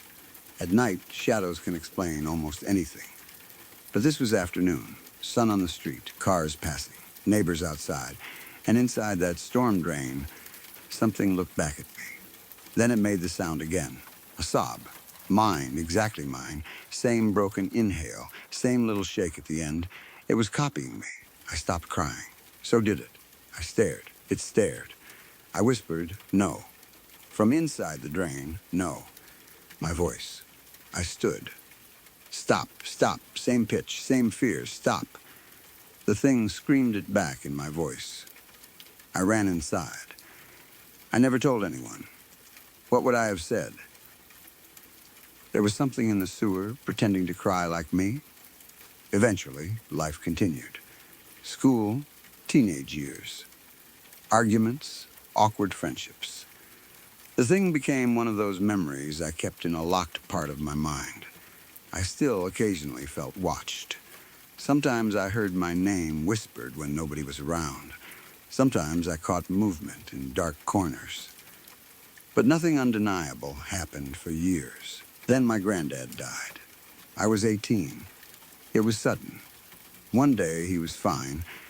Then he felt strange, sick enough to go to the hospital as a precaution. Within a frighteningly short time, he was sedated and placed on a ventilator. My mother called me. I remember thinking there had to be a mistake. Granddad didn't get sick like that. Granddad fixed things. Granddad drove across the country. Granddad made death seem like something that happened to other people. Then suddenly, doctors were telling the family there was no meaningful recovery coming. He was being kept alive long enough for us to get there. My mother and I flew down. I hated the hospital from the moment we entered. The smell, the lights, machines, people talking quietly. When I saw Granddad, some part of me broke. He didn't look like him. The body was there. His face. Hands, hair, but everything that made him Granddad seemed absent. A tube ran down his throat. Machines pushed air into his lungs. His chest rose because something commanded it to, not because he chose to breathe. I stood beside the bed while family came and went. Someone asked whether I wanted time alone. I said yes. I don't know why. Maybe because movies teach you there should be final words. Maybe because I thought I owed him something meaningful. The door closed. Then it was just me, Granddad, and the machines. I wanted to touch him. Couldn't. His skin looked wrong. Not dead. Not alive in the way I needed. I stood there trying to think of the perfect thing to say. Nothing came. Finally, I whispered, "I love you." My voice broke. "I'm sorry we didn't get here sooner." I fell to my knees beside the bed, cried, then I felt a hand on my shoulder. For 1 second, I assumed someone had come back into the room. Mom, Grandma, a nurse, an aunt. Then I felt the temperature. Cold, not cool skin. Cold like something kept underground. Every muscle in my body tightened. A thought appeared with complete certainty. Do not turn around. I obeyed. The hand remained, long fingers resting on my shoulder. No squeeze, no movement, just contact. Then a voice spoke beside my ear. I can take it from here if you want. My own voice. Almost, there was something beneath it. A lower tone. A mocking imitation wrapped underneath the familiar sound. I knew immediately. Storm drain. Dark corner. Same thing. It had grown better at copying me. At 9, it repeated words. At 18, it could form sentences. I shook my head. Barely, no. The hand lifted. Cold vanished. I waited several seconds. Then turned. Nobody. Door still closed. I left the room without looking into the corners. Granddad was taken off life support later that night. He died. My family returned to Grandma's house. Everyone was devastated. Someone found an old bottle of whiskey in a cabinet. It belonged to Granddad. He had apparently kept it for years. I don't remember ever seeing him drink from it. Maybe that was why someone decided we should open it. A final toast. Little glasses were poured, one for nearly everyone. Someone handed me one, too. I was 18. I had never really drunk before. I wasn't a party kid, barely had friends, much less friends inviting me to parties. I spent most of my free time indoors. Quiet, alone. Normally, I probably would have refused. That night, I wanted anything that might make the feeling stop. I drank. Horrible, burning throat. Sharp taste. Then warmth. Then relief. Not happiness. Distance. Pain moved several feet away from me. I understood immediately why people drank. That terrified me later. Not then. I took another. Then another when nobody was looking. By the time everyone went to bed, I was drunk. I slept on an air mattress in Grandma's living room. Lights off. House quiet. I lay staring at the ceiling. The room spun gently. My thoughts felt far away. For the first time since the hospital, I wasn't thinking about Granddad's body.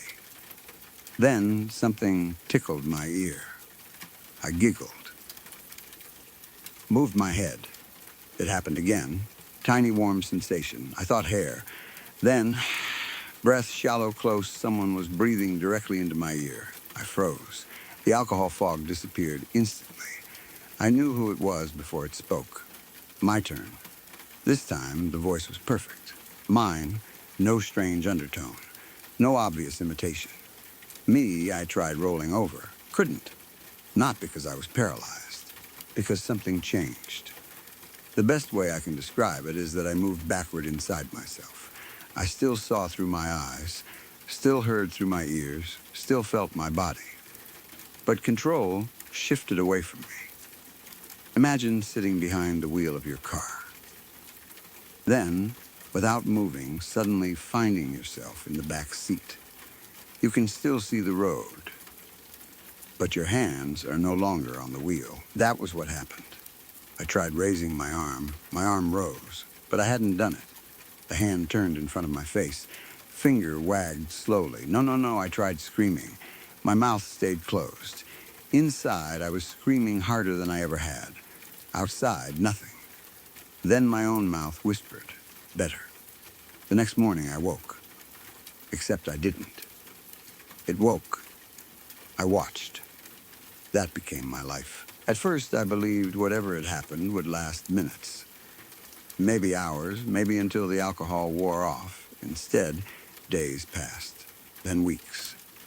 I remained conscious through almost all of it. Not every second. There were gaps, blackouts inside blackouts. But enough stayed. I watched my body begin drinking more. At first, secretly, then openly. I watched myself lie, steal, manipulate. I watched it learn exactly what people wanted to hear. That was one of the worst parts. It was better at being me than I had ever been. More confident. Funniest person in the room.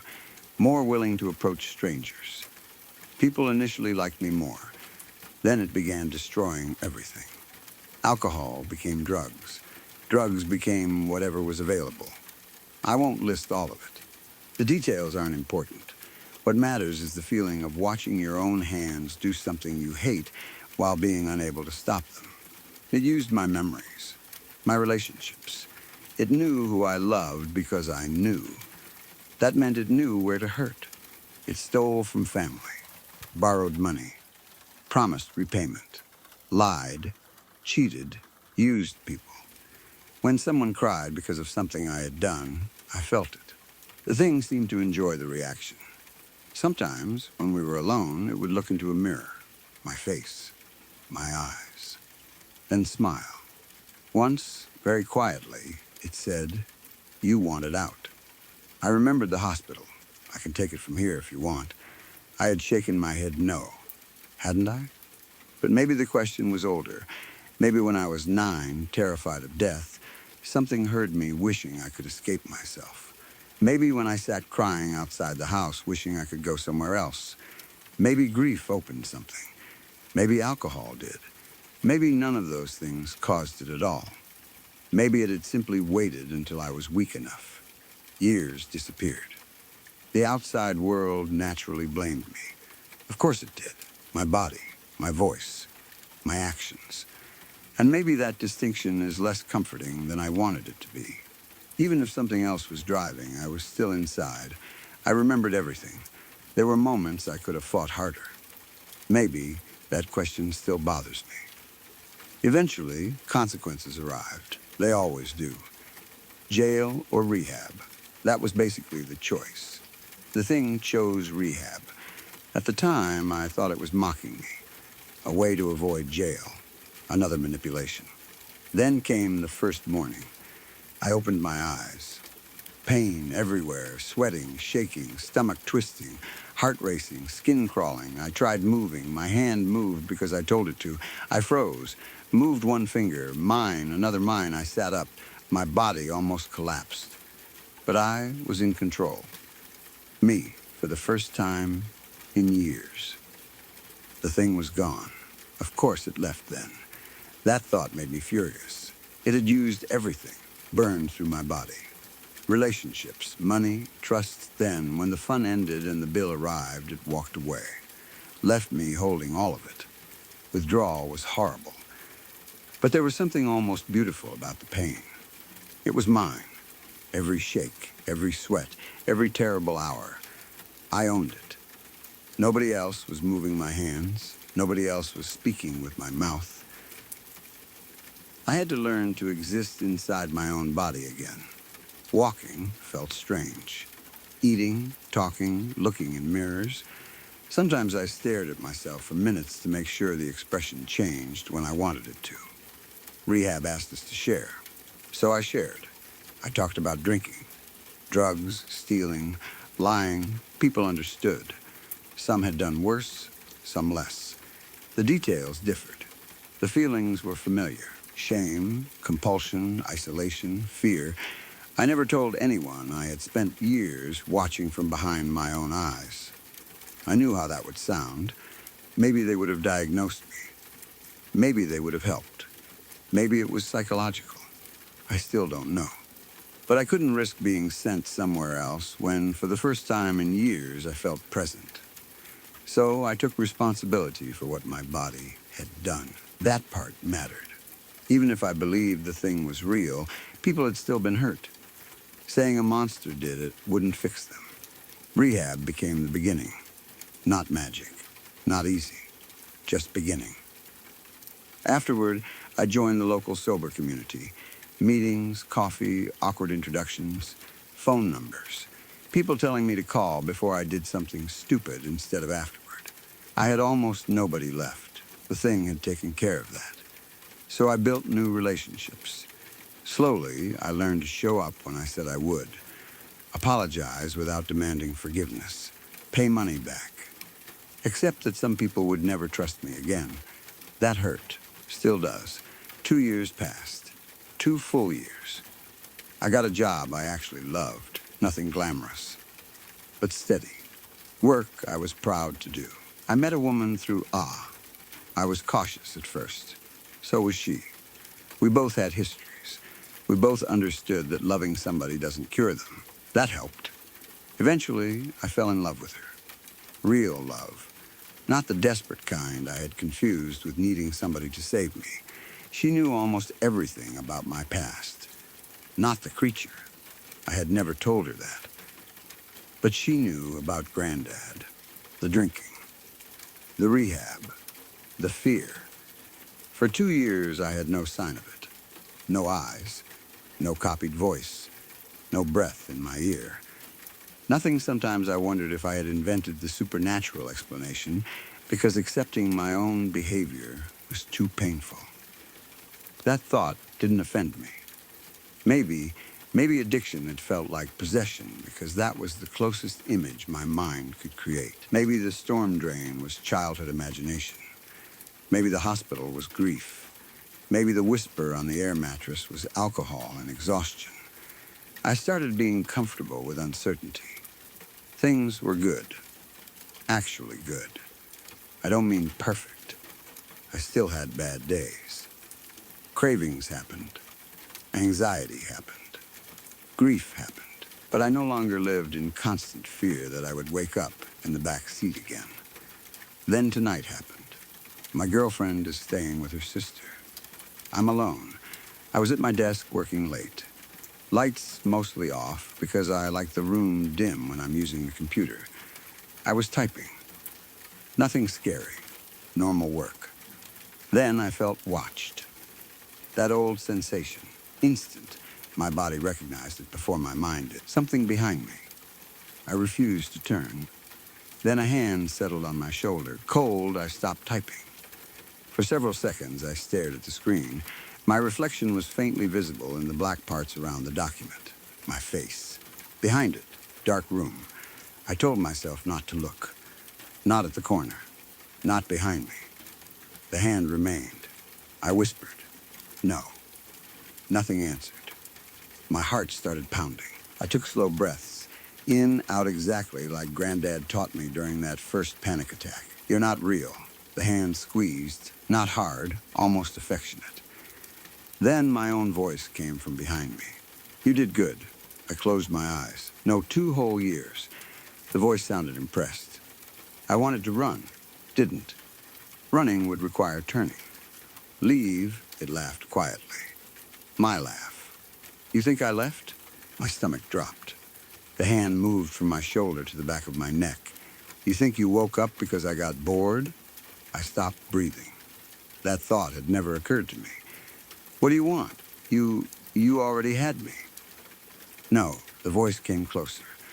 "I had your body." Cold breath touched my ear. "I was waiting for you to build something worth taking." I nearly turned then. Anger. Pure anger. "My life isn't yours." The voice laughed again. "We'll see." My right hand lifted from the keyboard, not by my choice. No, I grabbed it with my left, held it down. For 1 horrible second, my own arms fought each other. Right trying to move, left restraining it. Then both stopped. I sat shaking. "You can't." Silence, then. "You said that before." My computer screen flickered. The document disappeared. A black screen. My reflection sharpened. And behind me, crouched in the corner, were the eyes. White. Same height they had been when I was 9. but the shape around them was larger now, tall enough that even crouching, its shoulders nearly reached mine. I refused to turn around. I watched through the reflection. It rose. Slowly, a human shape. My shape. Same height, same hair, same clothes. But dark, like someone had built a person out of the parts of the room where light didn't reach. It approached my chair. My reflected face stayed still. The thing's face appeared beside mine.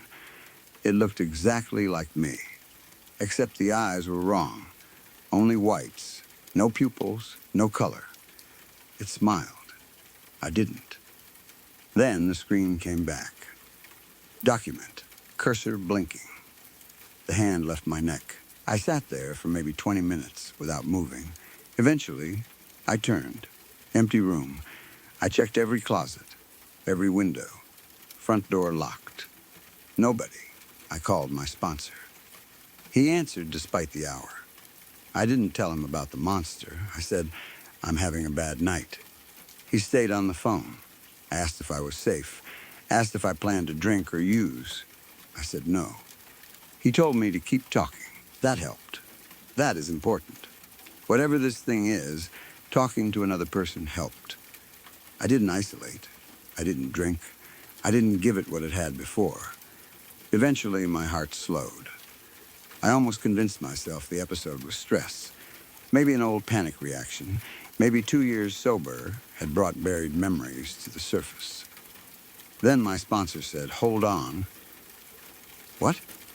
He went quiet. I could hear him moving around. What happened? There's someone outside. My stomach tightened. Where? My window. What do you mean? Probably some neighbor. Then he laughed nervously. Weird, what? They look kind of like you. I stood. Get away from the window. What? Get away. He stopped laughing. Then, okay, I heard footsteps. Then his voice changed. Man, what? Someone's crying outside. My skin went cold. Don't listen. What the hell is happening? The crying came faintly through the phone. A child. My child voice. The same sob from the storm drain. Hang up, I said. What? Lock everything. Don't open the door. Call me tomorrow. Dude, please, he heard something in my voice. Okay, we hung up. I called my girlfriend. No answer. Again, nothing. I started panicking. Then a text came. Her? Everything okay? I called immediately. She answered. What's wrong? Where are you? At my sister's. Are you inside? Yes, door's locked. Why? Just check. Pause. They're locked. I didn't know how to explain. Then she said, did you come by earlier? My blood went cold. No, you sure? Yes. Another pause. I thought I saw you. Where? Across the street. When? Maybe 20 minutes ago. Exactly when the hand touched me. What was I doing? You were just standing there. Did you see my face? No, you were looking down. Listen to me. Don't go outside. She laughed uncertainly. You're freaking me out. I know. Then from somewhere near her, through the phone, knock. 3 times. She stopped. Was that the door? Another knock. I shouted, don't answer it. Okay, then my voice came faintly from her end. Hey, she gasped. My own voice, it's me. She whispered, what the hell, do not open it. The thing outside laughed, my laugh. Then I forgot my key. I nearly threw up. Her sister came into the room. I could hear them whispering. Another knock. Then silence. A few seconds later, my girlfriend said, it walked away. Did you see it? No, don't. I drove there in daylight.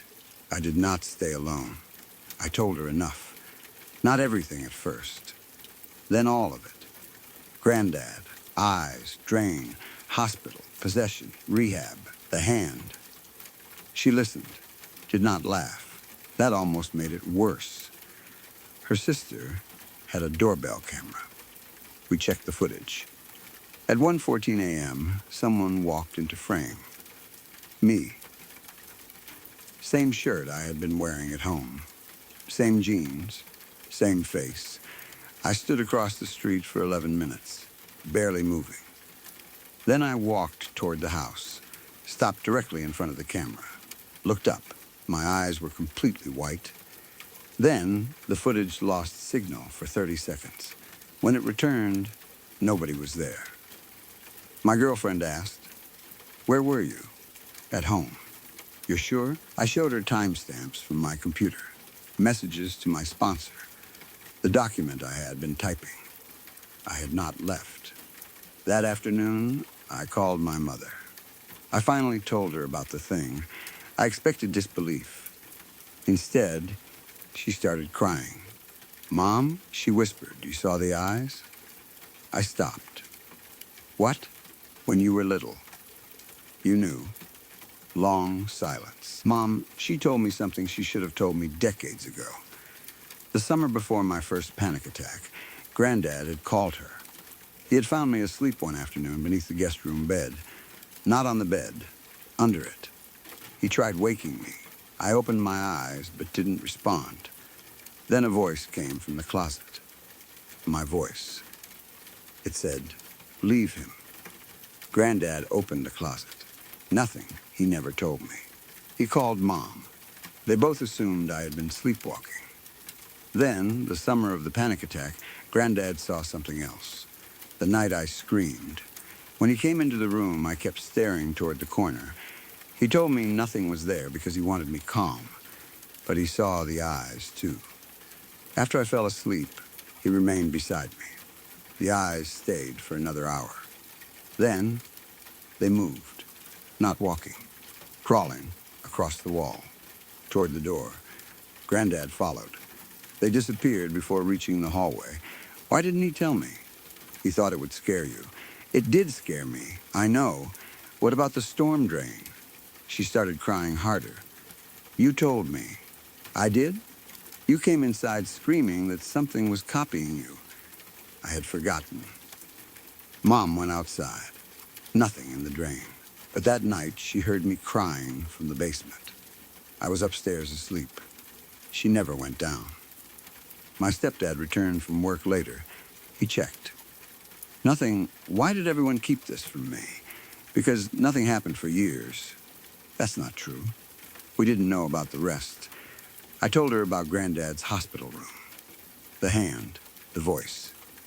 Her breathing changed. What exactly did it say? I can take it from here if you want. Mom went silent. Why? Your grandfather said something almost identical. When? When you were born. I had never heard that story.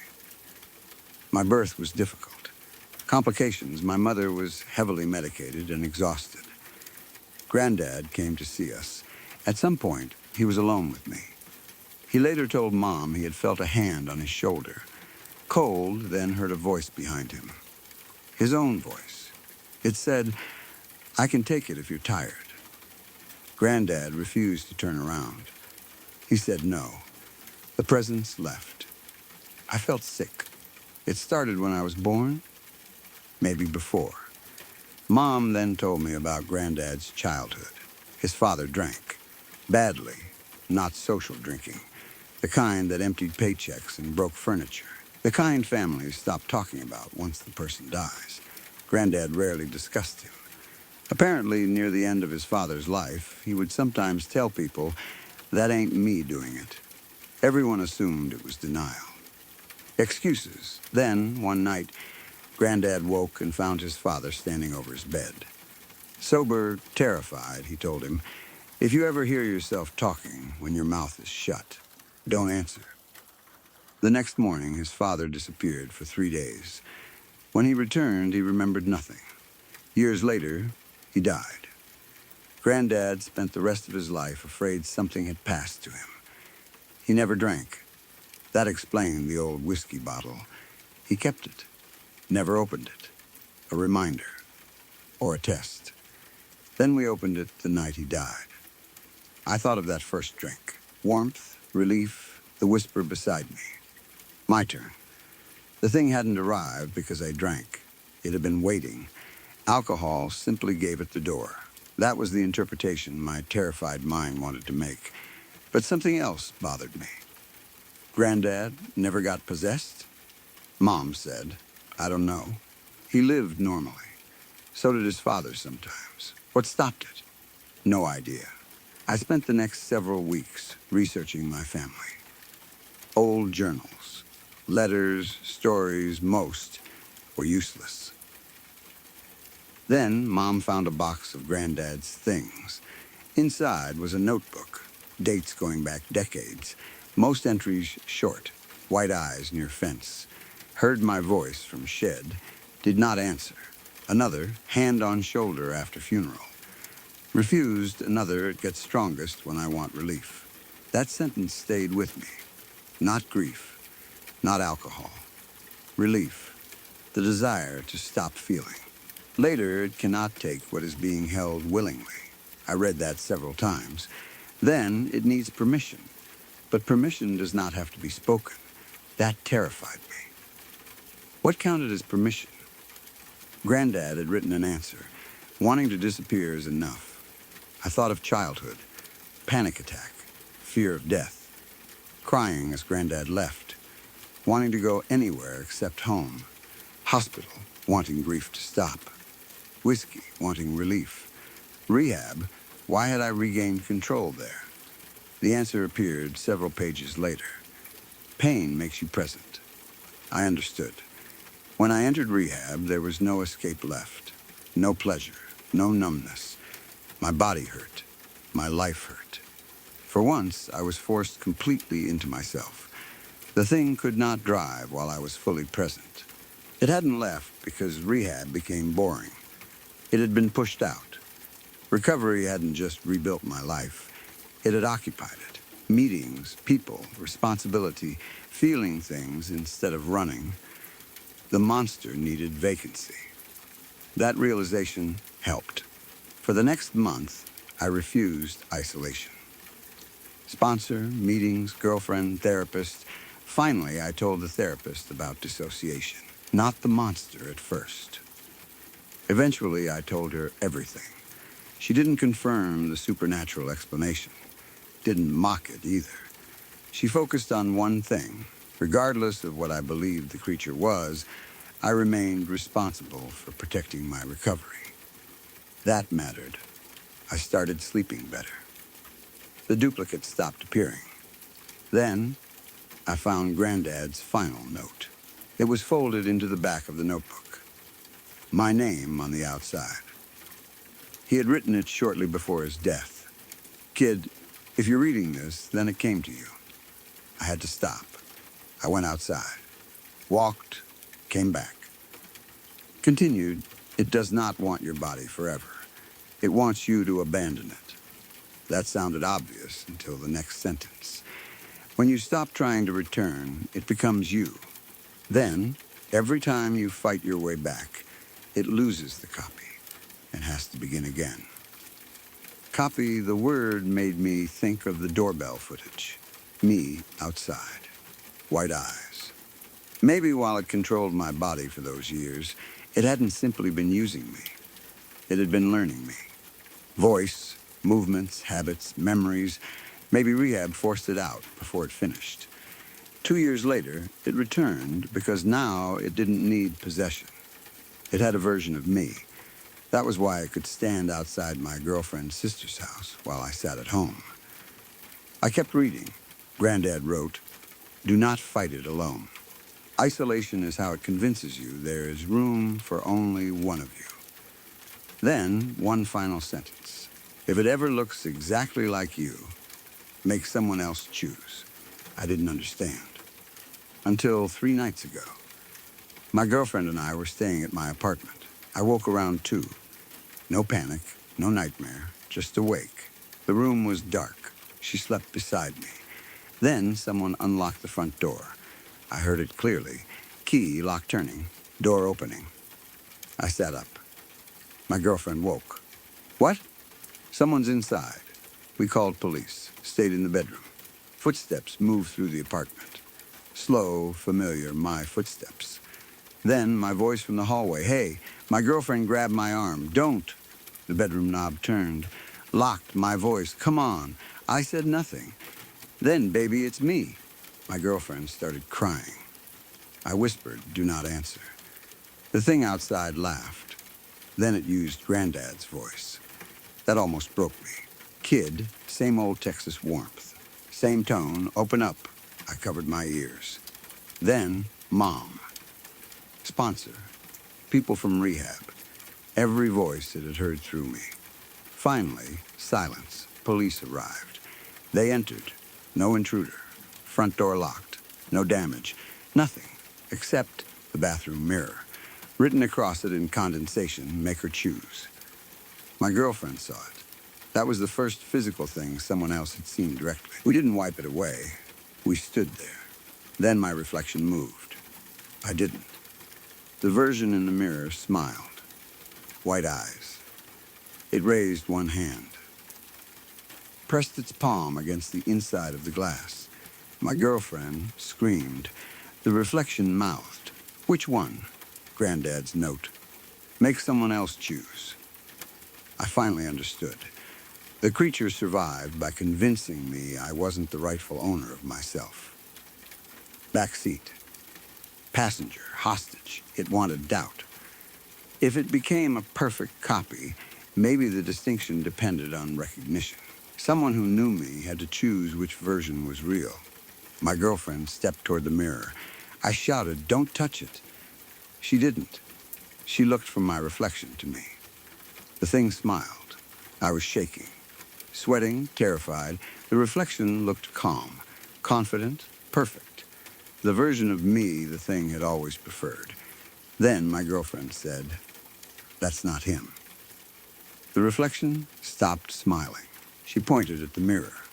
"He doesn't look at me like that." The glass cracked. One line, then another. The reflection's mouth opened. No sound. She said again, "That is not him." The mirror shattered. Every light in the apartment went out. I felt a hand grab my shoulder. Cold, hard, then my own voice screamed directly into my ear, "You let Emmy in." For the first time, I answered. I also came back. The grip tightened. "You wanted me. I wanted relief. You gave me everything." "No, you gave me years." Yes, that was hard to say, because denial would have been another escape. Years were gone. People had been hurt. My life had been damaged. Regardless of what caused it, those things happened. I continued, and I'm still here. The hand vanished. Lights returned.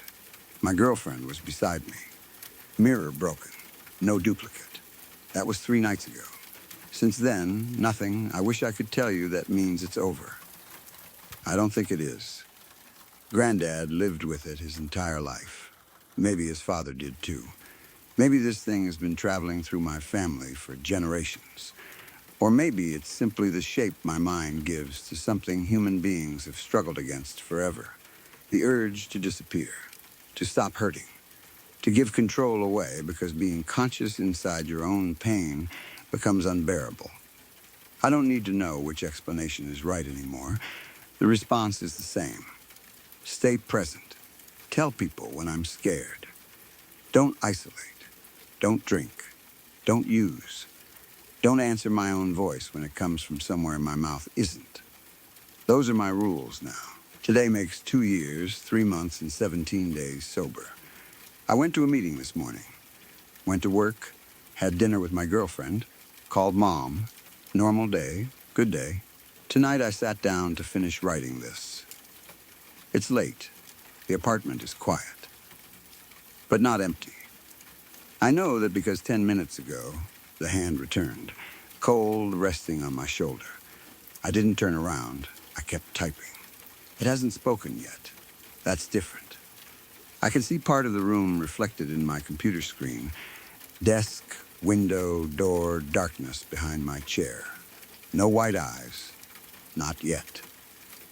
My girlfriend is asleep in the next room. My phone is beside me. Sponsor 1 call away. I know what to do. That's why I'm still typing. Because the old version of me would have sat here alone, terrified, trying not to make a sound. The old version would have believed that acknowledging the thing gave it power. Now I think secrecy is what gave it power. So I am recording this. Every detail, every memory. Everything the hand squeezed once a moment ago. Not threatening, more like impatience. Then my screen went black. I saw my reflection, and another me standing behind me. Same face, same clothes, white eyes. It leaned toward my ear. I heard nothing. Instead, words appeared on the dark screen. You still think you came back. I stopped. The cursor blinked beneath the sentence. Then another line typed itself. Ask what happened to M.E. My hands were off the keyboard. I almost turned around. Didn't. What happened to you? I asked aloud. The reflection smiled. Text appeared. You woke up in rehab. Yes, I waited. I didn't leave. My stomach tightened. Then what? The reflection leaned closer. You pushed M.E. out. That's what I thought. No, another line. You switched places. I stared. The thing behind me smiled wider. For several seconds, I couldn't breathe. The first morning in rehab returned to me. Pain, shaking, disorientation, feeling like I had to learn my own body. What if that hadn't been me returning? What if I had it backward? What if the consciousness calling itself me was the thing? What if years of watching had confused us? That doubt entered perfectly, too perfectly. Then I understood. I laughed. The reflection stopped smiling. That's good. Nothing really good. The hand tightened. You almost got me. The screen typed, you don't know. No, I nodded. You're right. The reflection stared. I don't. That seemed to confuse it. I can't prove which consciousness was born in this body. My voice shook, but I kept going. I can't prove what happened in rehab. The white eyes narrowed, but I know who has been living this life for the last 2 years. The reflection's mouth opened. I know who apologizes. Crack, a thin line appeared across the monitor. Who goes to work? Another crack. Who calls mom? The hand dug into my shoulder. Who loves her? My girlfriend's bedroom door opened behind me. I heard her footsteps. The reflection panicked. Actually panicked. Its face twisted. I shouted, come here. The thing grabbed harder. My girlfriend entered. What's wrong? Look at the screen. She did. The duplicate stood behind me in reflection. White eyes, same face. For 1 second, terror crossed hers. Then she looked directly at me, not the screen. Me, she walked over, put her hand on my other shoulder. Warm, then said, I know which one you are. The cold hand disappeared. The monitor shut off. When it rebooted, the cracks were gone. Everything was normal. Almost, there is one final thing I need to say. Afterward, my girlfriend asked me, what did it mean when it said to ask what happened to it? I told her I thought it was trying to make me doubt myself. She nodded, then said, I don't think so. Why? She looked pale. When it was standing behind you in the reflection, it wasn't looking at you. What was it looking at? Behind itself. I felt cold. What was there? She hesitated. Then, another pair of eyes. I didn't understand, she explained. In the darkness behind the duplicate, low to the ground, 2 white eyes were watching. The same eyes from my childhood. The same eyes in Granddad's guest room. The same eyes inside the storm drain. The thing that took my life for years may not have been the monster I first saw. It may have been another person it had already taken. Another copy. Another host who thought they were the creature because they had forgotten what came before. And if that's true, then the thing that has followed my family for generations isn't interested in controlling one person forever. It creates replacements, one inside another. A chain of people convinced they gave themselves away willingly. Granddad's father. Maybe Granddad. Maybe me. Maybe whatever stood behind me tonight. I went through Granddad's notebook again after that. There was one page I had somehow never seen. The handwriting wasn't his. It looked like mine. Written years before I was born. Only one sentence when it asks to take over, it is already too late. Below that, the real question is, who asked first? I'm looking at those words now. The apartment is quiet again. My girlfriend is beside me. I am not alone. That matters. I keep telling myself that matters. But from somewhere under the desk, very low to the floor, I can hear shallow breathing. And every few seconds, a child begins to cry. My cry.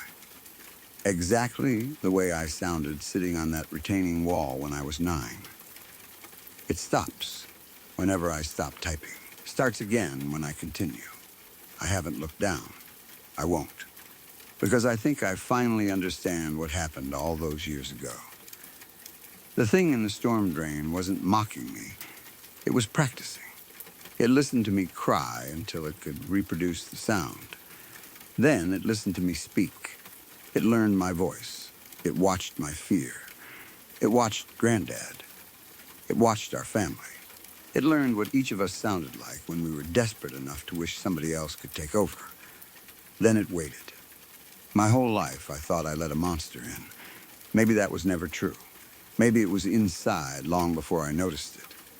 Maybe the eyes in the corner belonged to the part that had already been pushed out. Maybe the hand on my shoulder was never asking permission to enter. Maybe it was asking permission to switch. The crying beneath my desk just stopped. Something touched my ankle. Cold fingers. My girlfriend felt it too. She just grabbed my arm. We are both staring at the screen.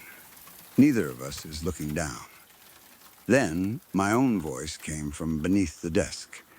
Small, childlike, 9 years old. It whispered, "Please don't let him take it again." And now, for the first time in all these years, I'm wondering whether the monster was ever the thing that took control of my body. Because something under this desk sounds terrified of me.